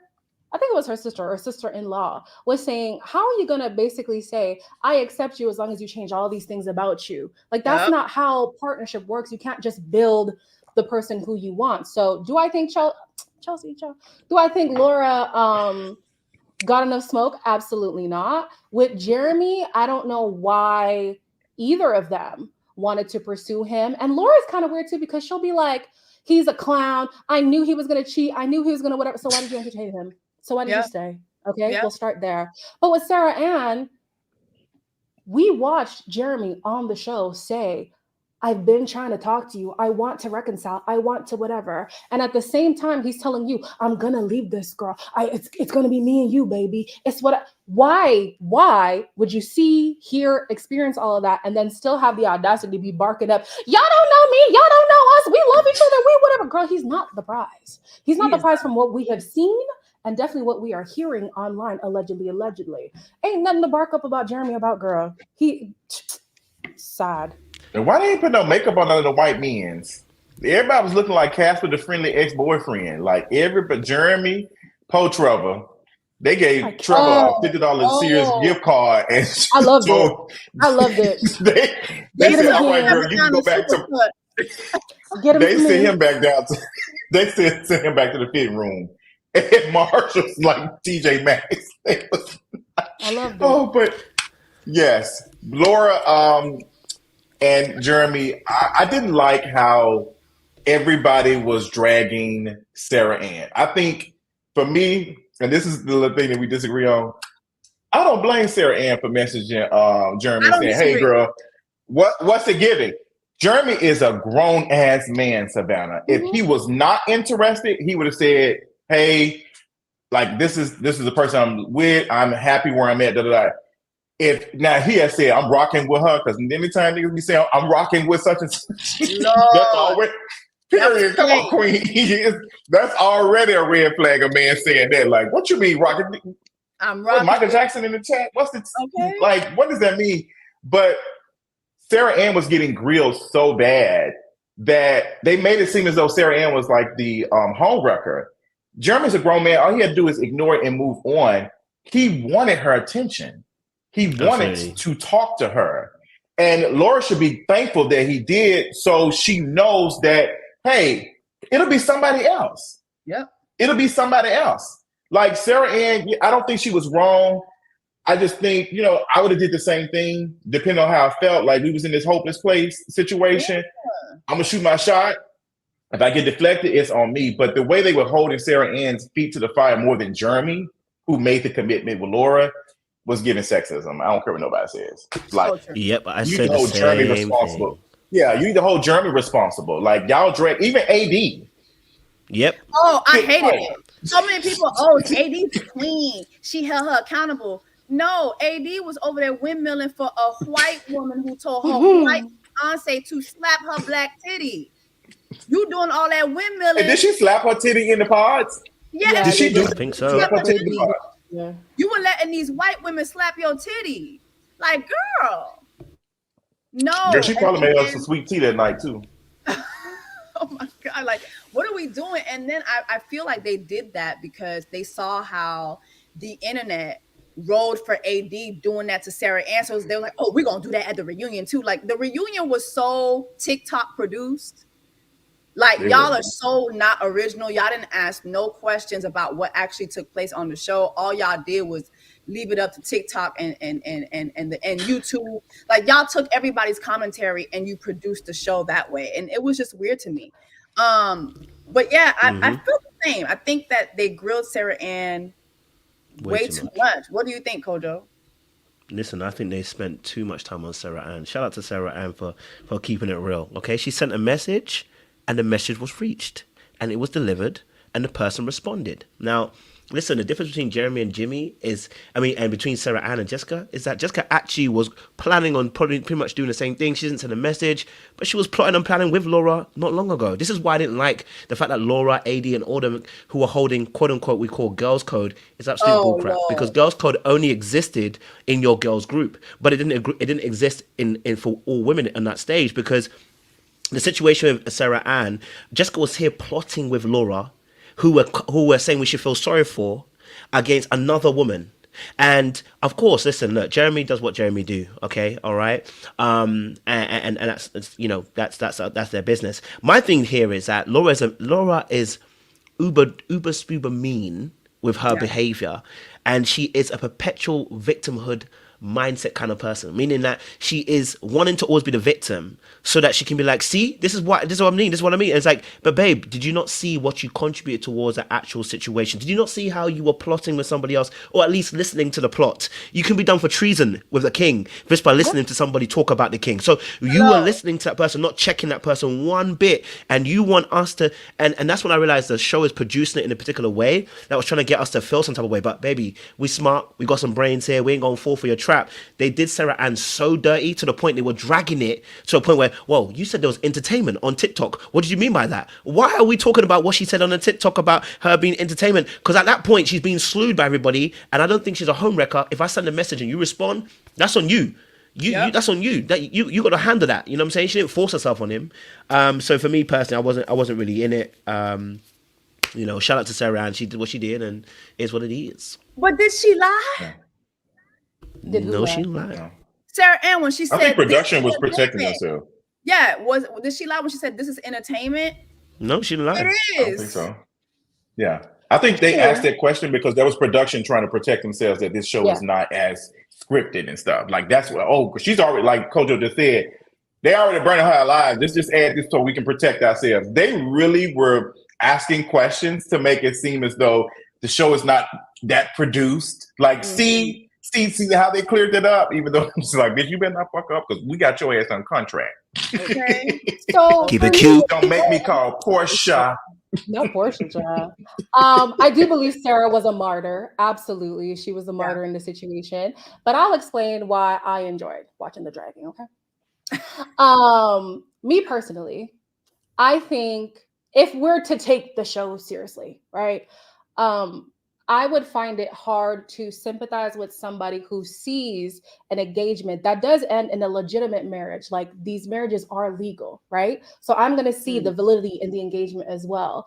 For you to infiltrate that and not have remorse, to me, that's what I didn't like about Sarah Ann. It was the fact that, well, my feelings matter and my whatever. Okay, so say you were the fiance, and then Laura came in and was like, well, baby, let me see how things are going. As a woman in that situation, I would be hurt. So I would try myself not to do that to somebody else. Do I feel like they should have held Jeremy a lot more accountable? Absolutely. They dropped the ball in so many aspects. However, I also enjoyed watching that situation happen because you saw how quickly Jeremy had his tail between his legs. Because there were so many opportunities where he could have said, yo, not too much on my babe. Listen, y'all have had your moment. I did what I did. I chose who I chose. Let's move on. Instead, I'm sorry for this. I shouldn't have done that. And, okay, yeah, maybe we did it in the wrong way. And once Sarah Ann saw, okay, well, he's not coming to bat for me the way that I'm going to bat for this relationship. Even she too started to be like, okay, yeah, I mean, maybe it could have been done a different way, So Laura got to see if it ain't going to be Sarah Ann, it's going to be someone else. And Sarah Ann also got to see when y'all's back is against the wall as a relationship, your man not going to have you back. That is very true. Go ahead. Can I just say this one last bit for this? And the reason why I'm back at Sarah Ann is this, right? If we're going to hold Sarah Ann accountable about talking about time, this is why I didn't like what AD and the rest of them were doing. Your person in your own team is not having that girl code and they're not living up to it. You can't ask people to have a moral code and you don't live up to it within your own team. Therefore, you can't jump on somebody like Sarah Ann and be like, it's not done respectfully. I mean, it would have never been respectful. Whatever the timing was. You know what I'm saying? And it reminded me almost a little bit like, it's slightly different. Bliss and old boy, what's his name?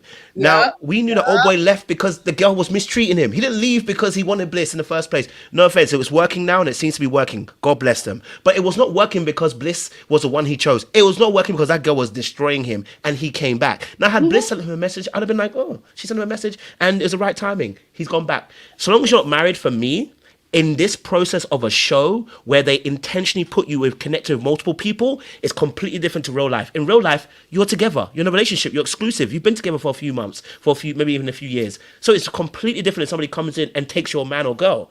In this situation, you've been in for a few days, you don't know each other very well, you're now connecting. For me personally, it's all fair and game until that ring goes on your finger. That's for me. Yeah.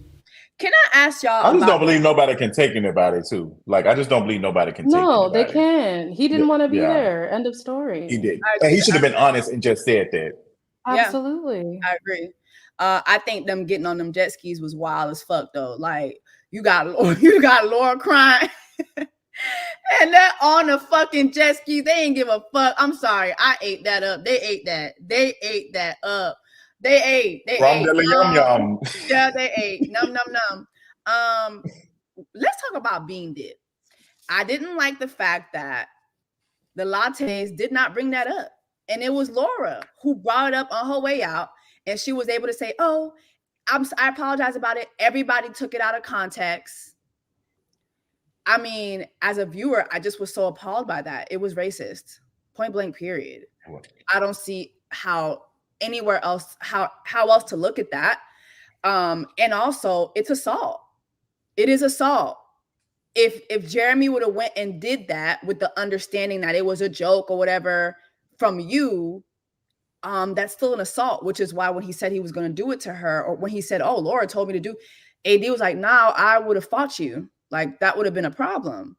What do y'all think about that? And the fact that they didn't want to address it? It was an oversight for them, or maybe a choice. I don't know, not to address it. Poor choice. I do think it would have been assault, absolutely, if Jeremy would have done it, joke or otherwise, even though I don't know how that is even a joke. Yeah. With Laura, I don't agree that it is racist. I think that it's racially insensitive because this is something that they were doing already. Like AD was allowing these women to slap her titty like that. So like, I don't know, whatever relationship that they had, that's what they had. The issue that I had was when she was trying to back Clay because she was like, well, why would you say that? My husband is here. My husband don't like that. And then Laura said to AD, oh, he just has to relax. First of all, don't do that. Yeah. Don't do that. No. Because shortly after, she was upset about something with Jeremy. Exactly. And if like, don't want people to relax when it comes to you, but then when it's your time to be offended by something, everybody else needs to be just as offended as you. I didn't like that. I also didn't like how Clay said, and I didn't notice this, my friend said it to me. He was like, oh, she gets riled up or whatever. I'll talk to her later about it. And I'm just like, Yeah. So how are we going to even feel like I want other people, white otherwise, to have my back when my own nigga ain't got my back? Yeah. What do you mean I'm going to talk to her about it later? Like, what? So that was my bigger issue with Bean Dip. Because it was something that the ladies were doing in the lounge. That's why I don't have too much smoke for it. Jeremy bringing it up, I don't know why y'all think it's a joke. It's really not a joke. It's not funny, especially directed at Black bodies. But yeah. Okay. Period. What do y'all say? The men's. You can go, Coach. You know the ones where. Listen. For me personally, I it was from Bean Dip Saga Gate that I felt some type of way about Laura from that moment.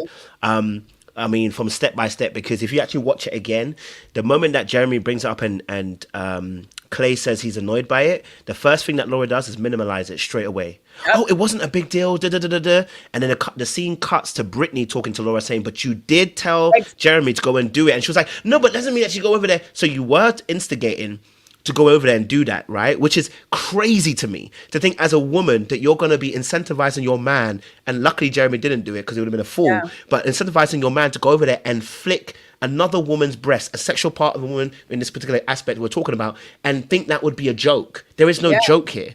There's only disrespect. And so what that looked at for me was like, okay, looking at Laura, encompassing her in total, she's got some very devious ways about going about her business. And then when she gets called out, she tries to deflect, because even when AD was trying to hold her accountable towards the end, you saw when the girls were sitting down, Brittany, Laura, and AD, and AD was telling her, but it's not a joke. My man is a little bit, he's angry about the situation. She started to deflect and call, oh, this is such small boys business.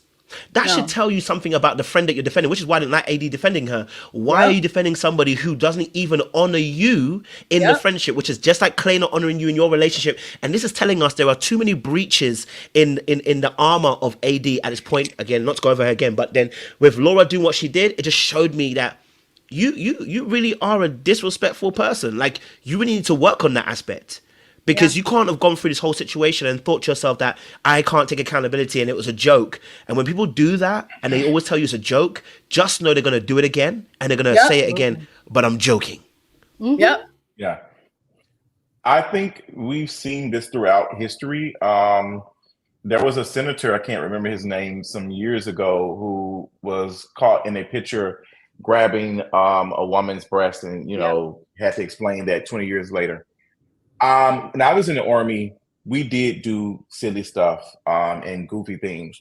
And it took a Black female officer to pull me to the side.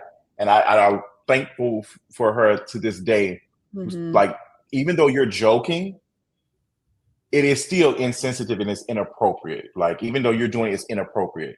And that is because I felt that, I'm entitled to do this because I'm a gay Black man. Like, I'm a gay man. There's no sexual attractions, so it's just a joke. I've never done anything like a Bean Dip situation, but it's just I'm still a man at the end of the day, and I shouldn't be doing or joking about any of this. Yeah, I don't like the fact that Laura felt that she had access to this woman's body, to slap. I don't you just don't do no shit like that. And plus, well, she didn't. AD didn't seem to have a problem with it. How do we know that? Because if AD would have popped off and went off. Black women are very aware. I'm sure y'all know. I can't overreact in this moment. It's all these white women's in this thing. If I would have started cutting up, it would have been, oh, she just started acting erratic, and it wasn't. Laura would have played it up even more. Like, oh my gosh, I did Jessica like that last week. She didn't have an issue with it. I mean, oh my gosh, just counsel me. And it's just I don't trust AD saying it wasn't that serious because maybe she doesn't have the language. Maybe she doesn't understand how that is. And maybe she was just playing it safe, which Black women do in moments like that. Like, Yep. I'm not going to act out of character because this will be used and weaponized against me. Agreed. So she was not supposed to do that. Laura shouldn't have done that. And the way that she downplayed it, and she was able to, I think maybe production probably allowed her to do that because she can control the narrative. She can exit out like, hey, I apologize. She was very decent with her apology, but she was still, you can tell that she really did not learn from it. No. So I apologize again and again and again. I was wrong if she took it that way. No, you apologize for what you did. You don't apologize for how somebody perceived it. Absolutely. Because apology, it's a mess.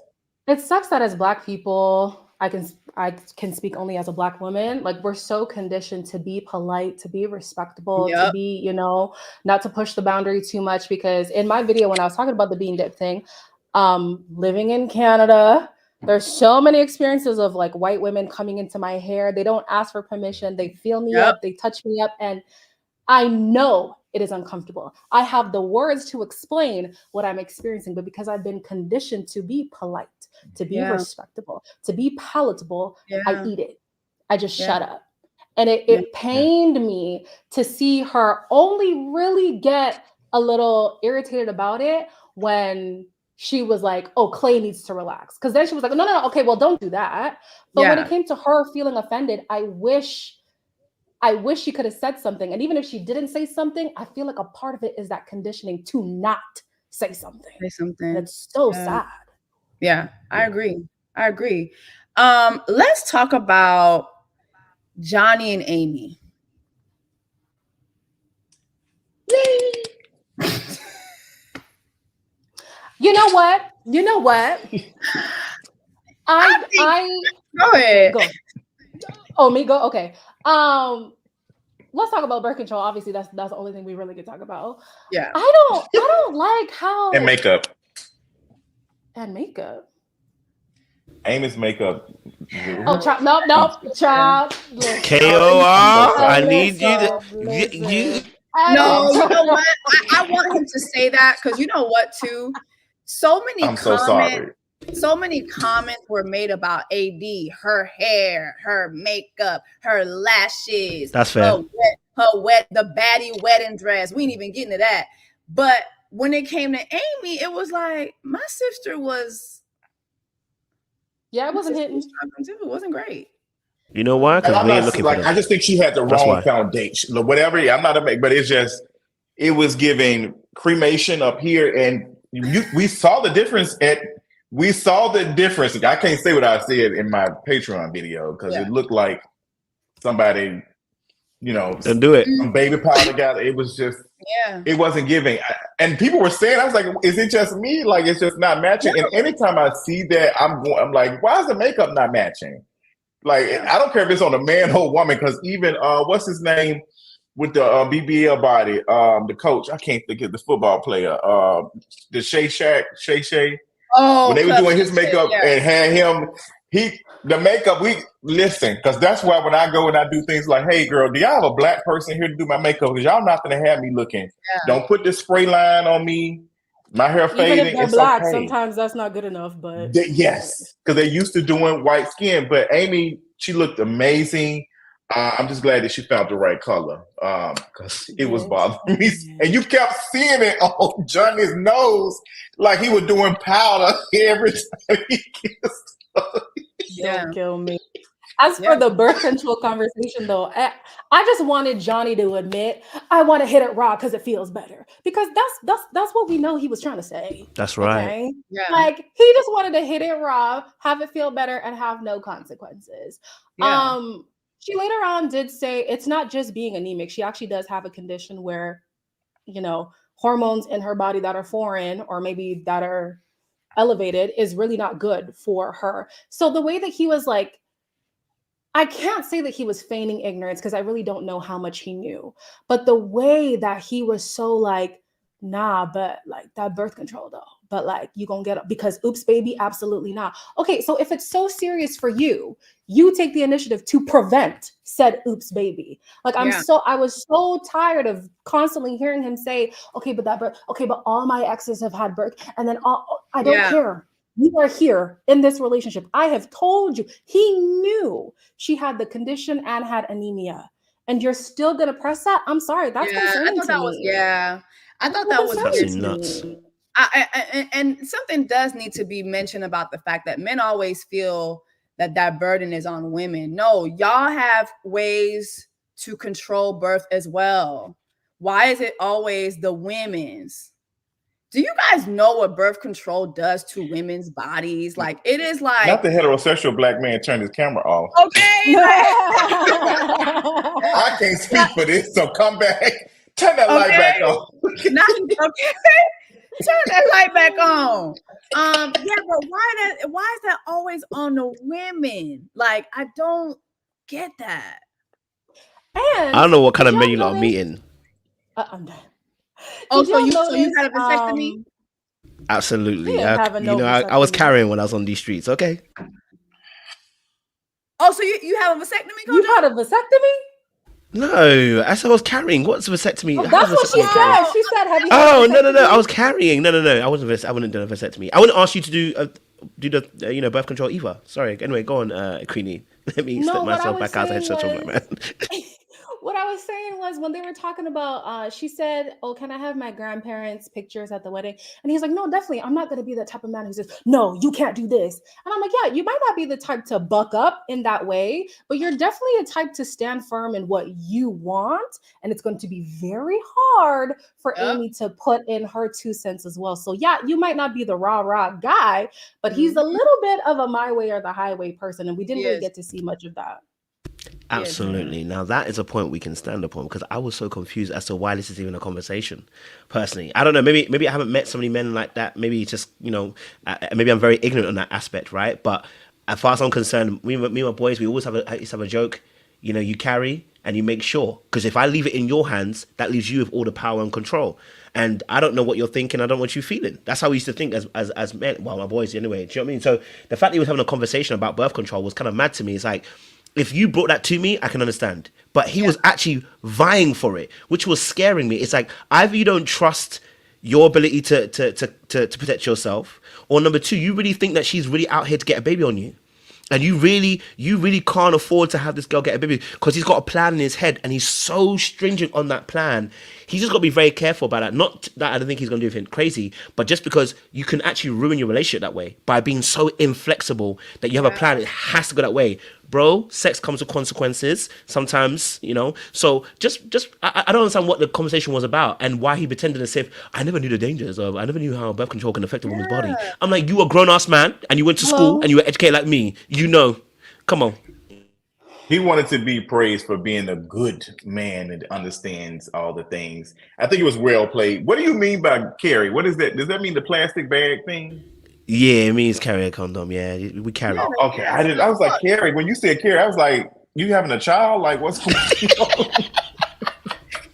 I am done with you, King. We also talk about the fact that he just didn't want to say, "I want to hit it raw."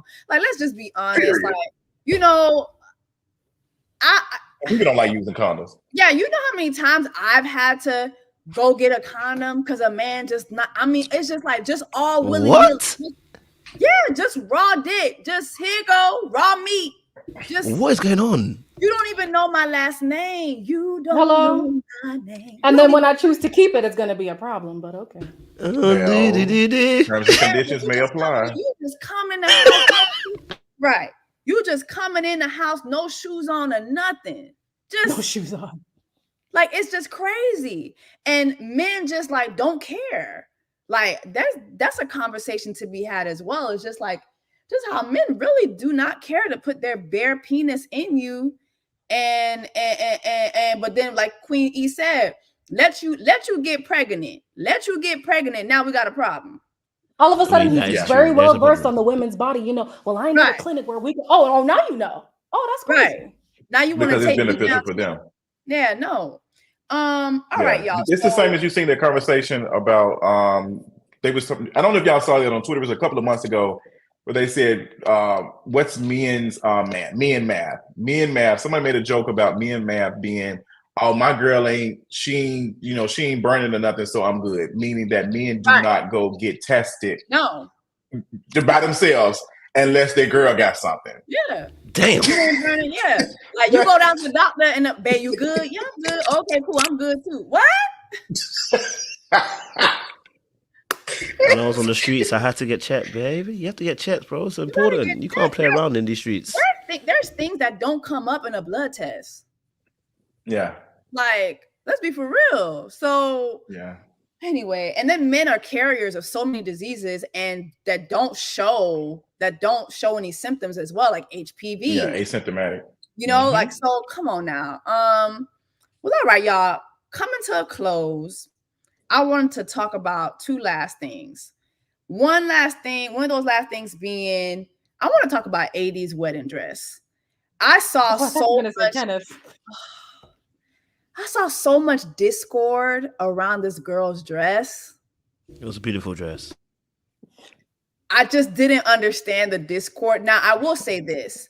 I think the glam budget is non-existent. I think that Love is Blind does not give these women a budget for hair, makeup, like, you know, like somebody should be coming in the day before giving me a massage, giving me a skin routine. Like I should be getting like a facial, you know what I mean? This is television at the end of the day. Somebody should be coming in and giving me a whole new hairdo, a whole new do. Like I should be getting my shit nipped, tucked, sucked in. Like it should be looking up to par. And I feel like the show in itself does not give the girlies a budget. I felt that her dress did look like she was more bridesmaidy. Like it didn't give like wedding. At the same time, she's not the first person I've seen do a little tube top dress with a high slit. You know what I mean? She's a baddie. It's Netflix. I'm gonna be a baddie on Netflix. I mean, I saw people online trying to go cheek for cheek with her, and it's like, listen, I could guys, AD is a stallion. Okay. Period. I saw a lot of puppies online trying to go cheek to cheek with a stallion. You can't do that. You know what I'm saying? Now, again, I do think the budget wasn't there, but do you guys feel that the discord over the dress was because of her body? The fact that she does have a body. I mean, we know how it is. Anything on a body like that is going to look seductive, is going to look overly, whatever. The slit was crazy high though. I honestly wasn't bothered by it until I saw people talk about it. And I'm like, oh, it is a little bit high. Yeah, whatever. I feel like at the end of the day, if it's your wedding day, you do what you want to do. And this is why I take the engagement so seriously and why Sarah Ann annoyed me, because apparently they do get a budget for the wedding, but it's up to you to decide where you put what money. What you feel is important, you put it there. What's and the then budget? If you want to exceed, I don't know what the budget is, but apparently that you do get a budget, and then anything you want that exceeds that budget comes out of pocket. So this is your wedding. This is your real wedding. Damn. You know what I'm saying? Yeah. So, I mean, I want to see that budget. Because I need to see it too. Yeah, I want to see that budget, because that budget better not entail venue. It better not entail like the decoration. It better not entail none of that. That budget better just be towards what I look like and what my groom looks like. It better not. I heard entail, they just give you the funds and you allocate it where you want. See, so is it between both of them? Is it between both of the people? No, I think each couple gets their budget. Child, that happens to me all the time too. The little FaceTime effects. And then anything that exceeds whatever, let's say they gave you 5,000. Anything over that, that's on you. Nah. So that means that Clay should have said, we don't need no food for the after party, because I know I'm saying no. Hello. So did they still have the food ready? Did they still have the meatballs and rotel? No. No, you know black people can eat. Yes, because can we still eat? Can we still eat afterwards? I didn't have a problem with AD's dress. It was kind of a mixed reaction for me. I saw some commentaries like, okay, I can see that, but when it was going cheek for cheek and people were objectifying her and sexualizing her, it was becoming annoying. Yeah. And some people were saying, well, she has a specific body. She needs to, tone it down. Like, you don't need to be showing out all the time. I'm like, do y'all want her to leave her ass at the damn office? home? Like, It's you want to leave it at home? detachable. Like, we've seen that again. We've seen that with the news anchor where the white women was calling down to the news station like, hey, that big booty black girl, like my husband paying attention to the news too much after the 6 minutes. Like, so we need to tone it down. The same thing with teachers who just like, hey, I'm taking a picture in front of my policing black women's body is not a new thing. It's been going on. And I feel like a lot of people start jumping into their auntie bag. Real bad. Like, girl, you need to wear a slip. You need to wear this. You showing too much. You need to put these on. If Uncle John coming over, like, it's like, God damn, can I live? In the words of Jocelyn, can I just live? And I didn't have no issue with it. That's what she wanted to wear. She wanted to wear Bodacious body Fashion Nova fit, period. I didn't have an issue with that. I thought she looked amazing. I agree with Jessie Woo that I would have loved for us to fix the lashes. Because the lashes, baby, they look like they was about to be on the Nissan Maxima 2010. The big lashes, like it was giving. Oh my God. They were falling off. I said, "Oh, sister, they seen better days. They need a little toothbrush. They were this big." The thing too with the lashes were they had already been warned when they zoomed in. They had all this makeup. They were already warned. So what's the budget? What is the budget? That's not a budget issue. That is not a budget issue. And that's why I told you that. I said, unless I said on Queen E's program, I said the same thing. I said, listen, what does she place her value in? See, if you get put a budget, right, you're going to allocate what you feel is most valuable to you. This is why I said that attraction piece is very important, that AD leads with her body, not her face. If her face was her attraction piece, now I know you're going to get dressed, she would have made sure everything around the face was on point. You know why? Because that's where your moneymaker is, right? So if you know your moneymaker is your face, guess what you're going to do? You're going to place your value in that first. I didn't have a problem with the slit dress. I think the slit dress was, very sexy, and if that's what she wants to do. But I think it did speak a little bit again to where she places her value. The slit was hella high. And it didn't. We know you got body already. We know you got thigh already. We know you look sexy already. It doesn't matter what you have worn. You could have worn a bin bag and you look sexy. You know what I mean? Like, she would have still looked good because your body's going to always body. But she intentionally chose to accentuate it again whilst neglecting what I think is here. This is where your moneymaker is. And men, I'm just telling you, the heterosexual men, just want to be honest with you, they look at both the face and the body. When they only look at the body, they sexualize you and nothing else. I'm not saying they can't sexualize a woman that looks pretty, but I'm just telling you. She just can't do makeup, man. Like, it's not for everybody. But that's the point, Queen E. That's where she doesn't place her value. That's my whole point. But that's what we're saying. Like, for instance, the makeup that she had at the reunion, obviously that was professionally done. Slapping. So why not have professional makeup artists come in to do these girls' makeup? Because she put the budget elsewhere. When her makeup was being done, was it somebody or was it her? I don't remember. She had somebody that it looked like friends and family. Like, it wasn't given professional, like, makeup artists come in. Like, it wasn't given that. That makeup did not give that at all. Oh, well. And I'm sure, Jessie, you can speak to the times that you've been in places and you didn't trust the makeup artist that was there because they're not good with doing black skin. So you probably did your own stuff before you left or hired your own person before you came to set. So I don't want to say there's a budget thing. There's a history of black women, being on TV and not having, even black men not being given like the makeup artist who knows how to do black skin. Yeah. Because I didn't see that issue with Amy. No. Amy actually looked really good, but AD, I don't believe that. Granted the history of black women talking about their experiences being on shows and like, hey, not having a makeup artist, a proper makeup artist.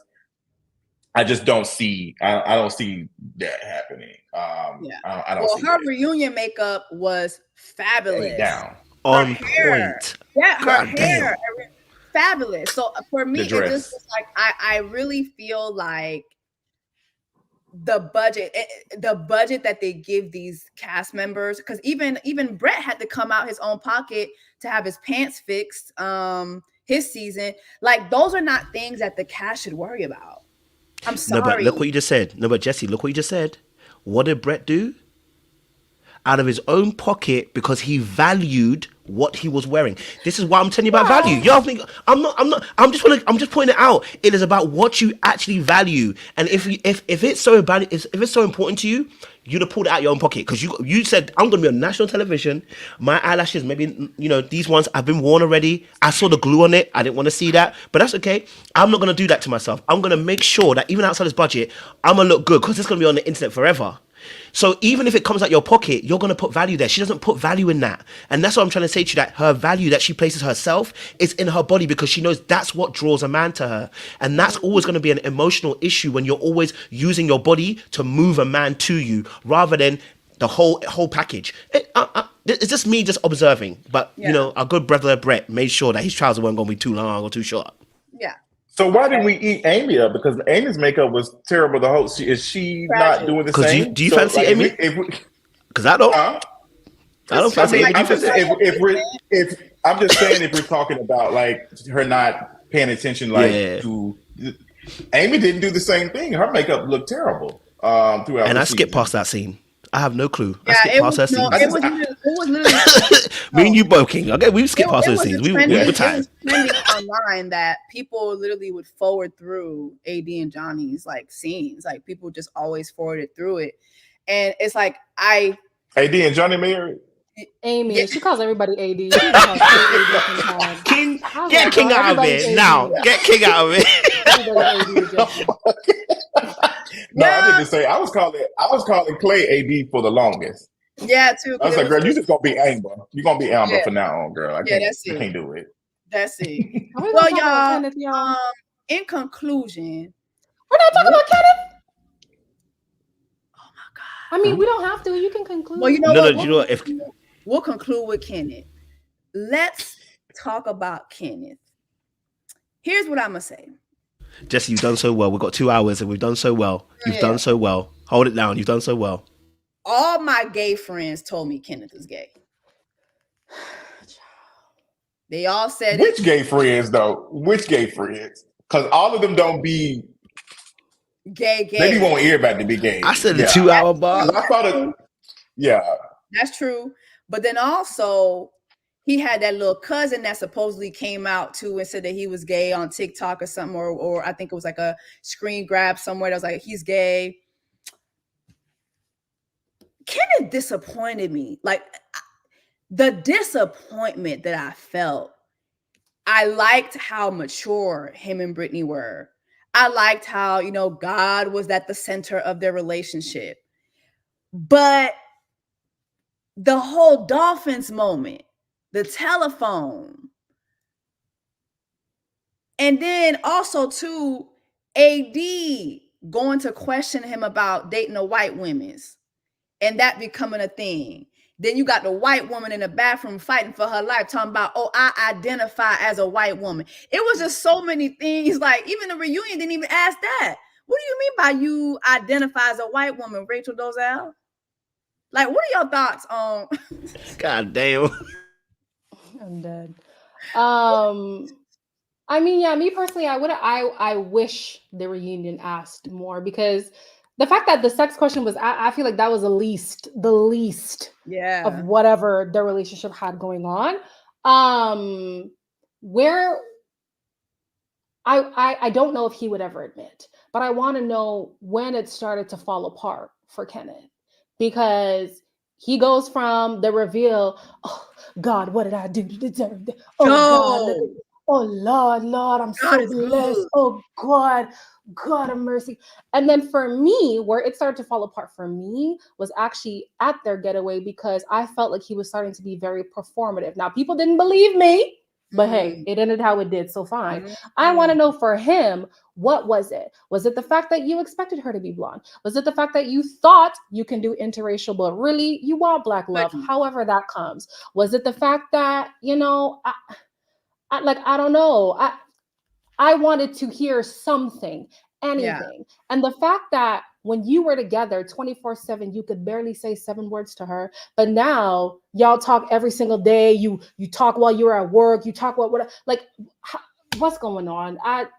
Is she moral support? Is she whatever? As for the cousins thing, me personally, I'm not gonna say anything that he hasn't said out of his own mouth. But like, as for your relationship, I needed more. I needed more. Is she his beard? Kojo?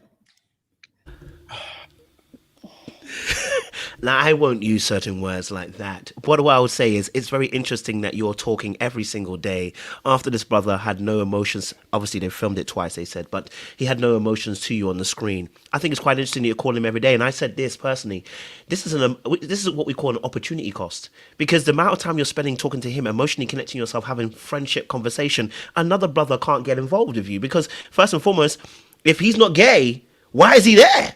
Why is he talking to you every single day? Which means he's blocking somebody else's destiny. So if he ain't gay, we got another question we got to ask. What are you doing there? Right? Yeah. So that was my thing. Now, I want to be honest. My last point on this is Kenneth, I knew from the reveal, just like I knew Clay wasn't feeling Britney. You know why? Because when he came out, he was all sitting like this. Hands like this. He didn't want to touch that woman. Like he was going to catch a case. And that told me that I don't think this brother really feels her. And then he even said as well, I don't know, maybe he's got a type of white woman that he likes. Maybe, I don't know. But he even said, I thought you were going to be blonde. I thought you were going to be blonde. That's what he said. I thought you were going to be blonde. And he mentioned that once or twice. Like, I thought you were going to be blonde. So I don't know. Maybe he likes a certain type of white woman. I don't know. But for me personally, when someone does that and then they get to their destination when they get home and they go on their phone, that person has already started the process of distancing themselves. Yeah. They've already started drifting from time away. So something I don't even think something even happened. I don't think that brother was ever committed because he's also got commitment issues. He told you about his family upbringing. He's got commitment issues. He needs to deal with that. Okay? And maybe potentially deal with the fact that, let me not say anything. Yeah. Let me leave it at that. Yeah. So I'll speak from my experience. Kenneth reminds me of how I was when I was young, and folks in the family used to, Justin, why you ain't got no girlfriend? I don't have a job, and I there's nothing I can do for a woman or a girl. So when I get my life together, then I'll be ready. I feel like Ken is doing that same thing. I'm not saying that Ken is like queer, gay, or whatever. I'll let him speak. I actually have talked to someone who knows him, and they said it's something that he's always kind of dealt with, but there's not any confirmation or anything. I think that Ken reminds me of a lot of Black men who are so deep in the church that they are not allowed to be themselves no matter what it is. And I feel like that's not just Ken, that's a lot of folks, period. I don't understand how we talking about, well, we're not going to bump and grind until we get married. You're on a show that's like playing with the institution of marriage. Yep. Everybody is drinking. Everybody, please keep that. This is not about God. This is stop. But it's easy to rely on that to say, well, you know what? We made a commitment in front of God. Girl, please, and sister. Also, y'all noticed that he posed the question and then he was like, yeah, I agree. We never actually got a stance from him exactly. Mm-hmm. Like he just went along with it. I wonder if he would have asked the question first, would have been, yeah, I'm waiting. Yeah.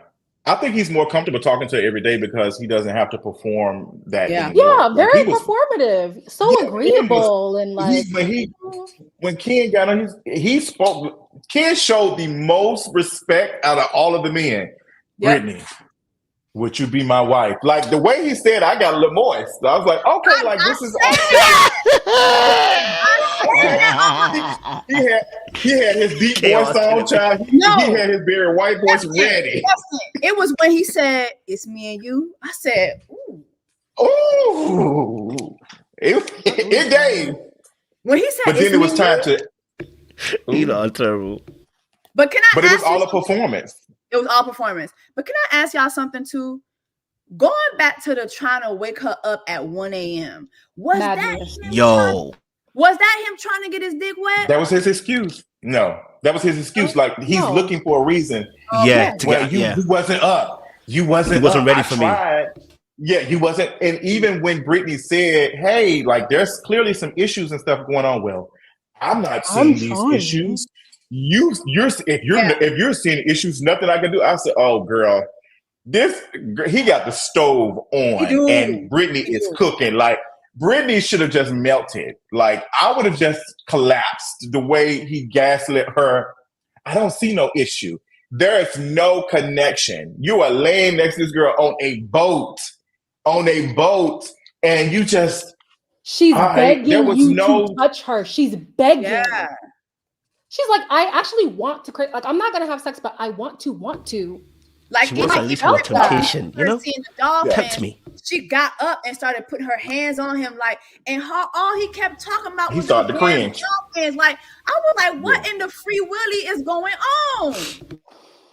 I think all of us can relate to being in a situation where somebody you like, I'm not attracted. Your body is going to react naturally. Your body Yep. is. Say And I've again, been in bro. a situation like, ugh, I don't want to do these things. Don't He even did touch not me. want to do any of it. Yeah, but he was able to do it. He showed all of it when they was in the pods. Yeah. But when he saw her, I don't think it didn't matter what Brittany looked like. I just don't think he would have been interested anyway. No. I think he was looking for somebody to continue to perform with him, so he can be Mr. Good Principal. And It's true. that's all I'm gonna say on this. Catch the rest on Patreon, because y'all ain't gonna get me chopped. True. Well, You I'll get take over to that your nigga Patreon. again. Hit me up so we can talk on Patreon. Period, because It it's comes to giving Patreon and see what's homosexual. saying. Well, Because people were I joking will about there's a homosexual on the show, and I was like, "What's going on?" And I'm not knowing. I'm just watching. I said, "Oh, Oh, because but also yeah, too, I felt like when it come to homosexuals, I felt like it was possible that we possibly had two homosexuals. oh, girl, you in Who this that was? theory. You in this You theory? in Who's this that theory? Who's that person? There was a moment where I was like, okay, it's Clay. Because I was like, Oh, you thought okay. yeah, I was trying to figure out what it was. And as the time goes by, you realize, okay, this man is just a menace. He's just a damn menace. We don't know what he's into. We know he's into himself for sure. But yeah, I don't know. When it comes to Kenneth, I know we gotta be, polite and everything. And I mean this, when I say this, I don't mean this with any ill will. But that nigga gay. I'm sorry, he's gay. He is gay. And Brittany is conveniently his beard. That's how it comes off to me as a viewer, watching her, like watching them at the reunion and how she went to bat. She was such a protector for him. And it just gave, yeah, girl, like we see it. Hopefully it works out for y'all. Hopefully y'all get whatever. They were sisters. Yeah. See, they were What's your favorite meat? They were sisters. See, they were sisters. You are terrible. But y'all, thank you so much. This was so good. I mean, there was so much to discuss. I guess we could end on this note, which would be, I mean, we know that 2 other more seasons have been shot. They've already filmed the next 2 seasons. Shout out to Chelsea, who's officially part of the cast and crew. Where do y'all see the show? Yeah, where do y'all see the show going? All I Why know is do the Toronto Ojo be version turning is off gonna his piss me camera off. every time? I don't know.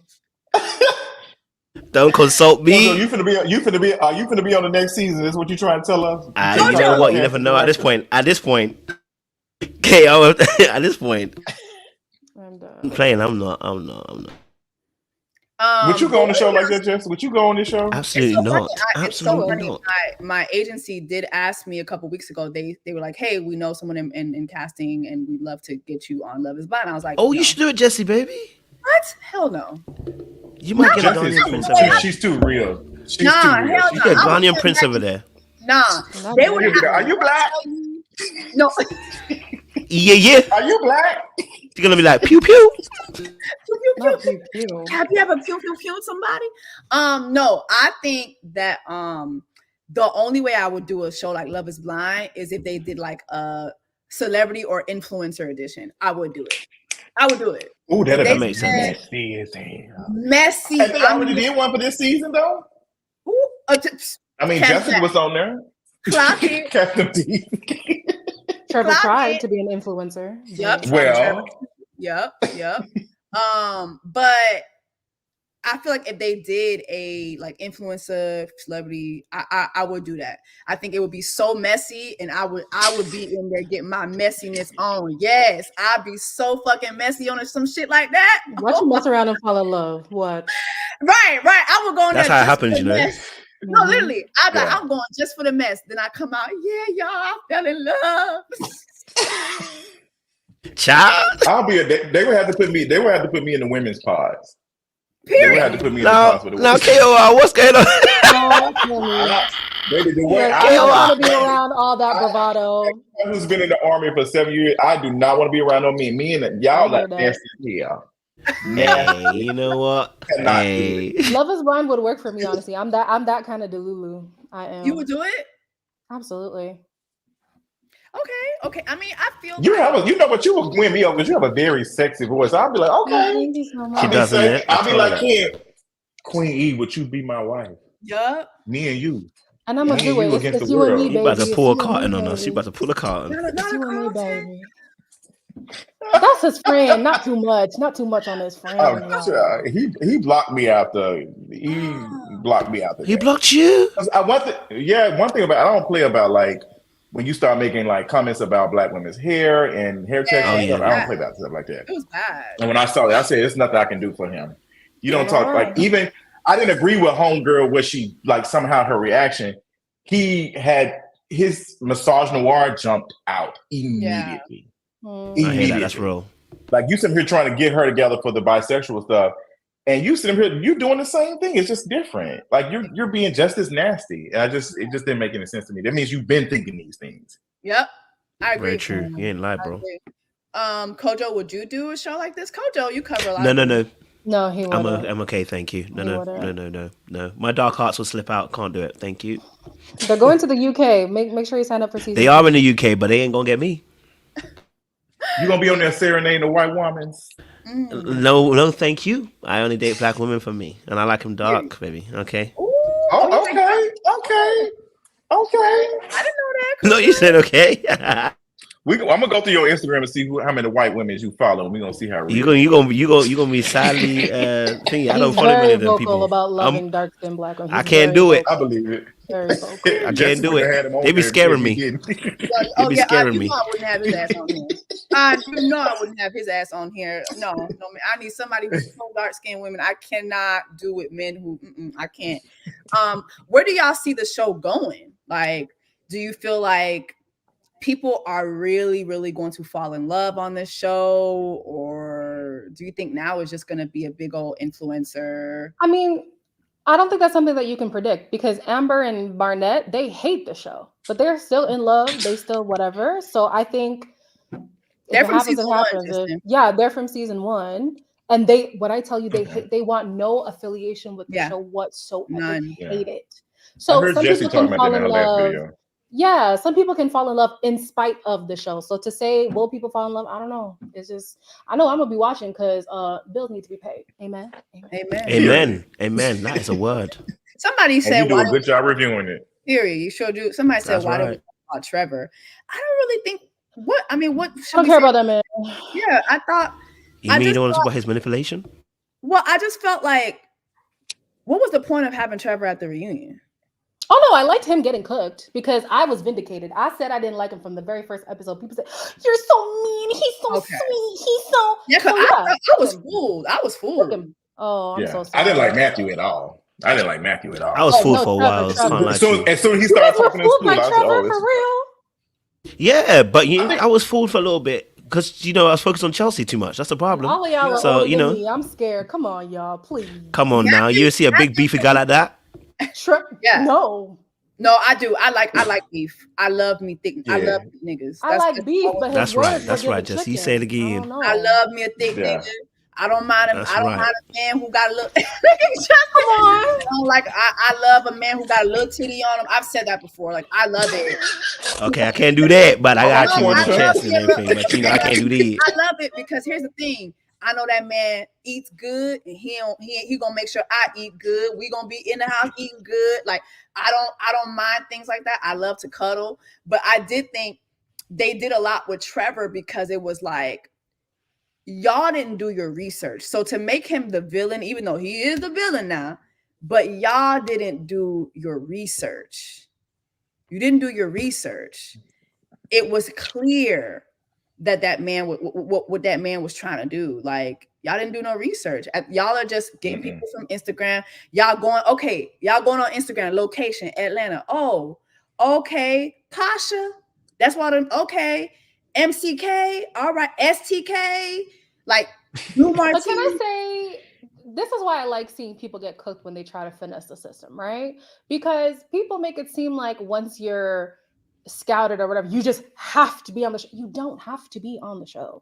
It is a choice. And so he decided to go on a show because he thought, now this will propel my platform, whatever platform it is. As soon as he came off the show, he had management lined up. He had all these TikToks. Look at me, I'm the nice guy. Oh, look at me, my dog died. Oh, guys, Chelsea played me. Oh, whatever. He knew exactly what he was doing. So I'm sorry. If they are going to cook you, go ahead and cook them. I don't care. You try to finesse the system and it didn't work out. Doesn't mean that production needs to ease up on the vetting. They definitely need to do a deeper vetting. Yeah. But let's not act like these people didn't have a choice. You had a choice. You could have said no.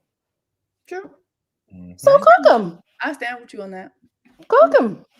True. I'm not mad at it. Cook him. I want to thank y'all so much. This has been a Black People's Love is Blind reunion. I really am excited that you guys took the time out of your schedule to sit down with me and to talk about the show. I love each and every one of you. I love your content. I respect what each and every one of you does. You know, from the V-neck, the black V-neck that we don't see no more, that I'd love to see, but I get it. To Queen E, you're just so thorough in your reviews, and you do it in such a respectful way. And I like how you incorporate the actual footage as well. I'm like, yeah, that girl be over there cooking. She be editing her ass off. And then Kojo, I appreciate the way you give such a psychological look at these shows when it comes to these people on these shows. So I appreciate all y'all. Let everybody know how they can follow y'all and support your channels. I guess I'll start since I'm at the top. Queen E, the Queen E on YouTube, Queen Uncut on my vlog channel. Instagram is my real name, Eulaine, EULAIN.E. So yeah, find me over there. Also, mine, Kinga Reads, my YouTube channel, Instagram, Kinga Reads, Twitter, The Kinga Reads. When it comes to reality show reviews, I put those on Patreon because I be talking mad shit. So you can find that at patreon.com/Kinga Reads, because the stuff I be saying, I can't say it on YouTube no more. So that's where the content is at. And I actually enjoy it. It'd be really, really fun. Now, Jessie, the way she be talking, in her reviews, I'm like, girl, I wish I it's not in me. I can't. But it be like I be feeling like I can't do it. You know, I did tell myself yesterday, I'm like, okay, do I need to cool it down? I mean, I'm not going to. No, be authentic. Be you. Have you ever been? Do those videos get demonetized? Be you, baby. Like, actually, I haven't been demonetized yet. Because you're great. But it's Sometimes not even like a monetization thing. Like, we can sense authenticity. And if that's how you speak, that's how you speak. Yeah. And people who like it will like it. Yeah. They do put, like, I think sometimes they put age restrictions on my videos. Yeah. That'd be my concern sometimes. sometimes. Meeting. Yeah. Kojo.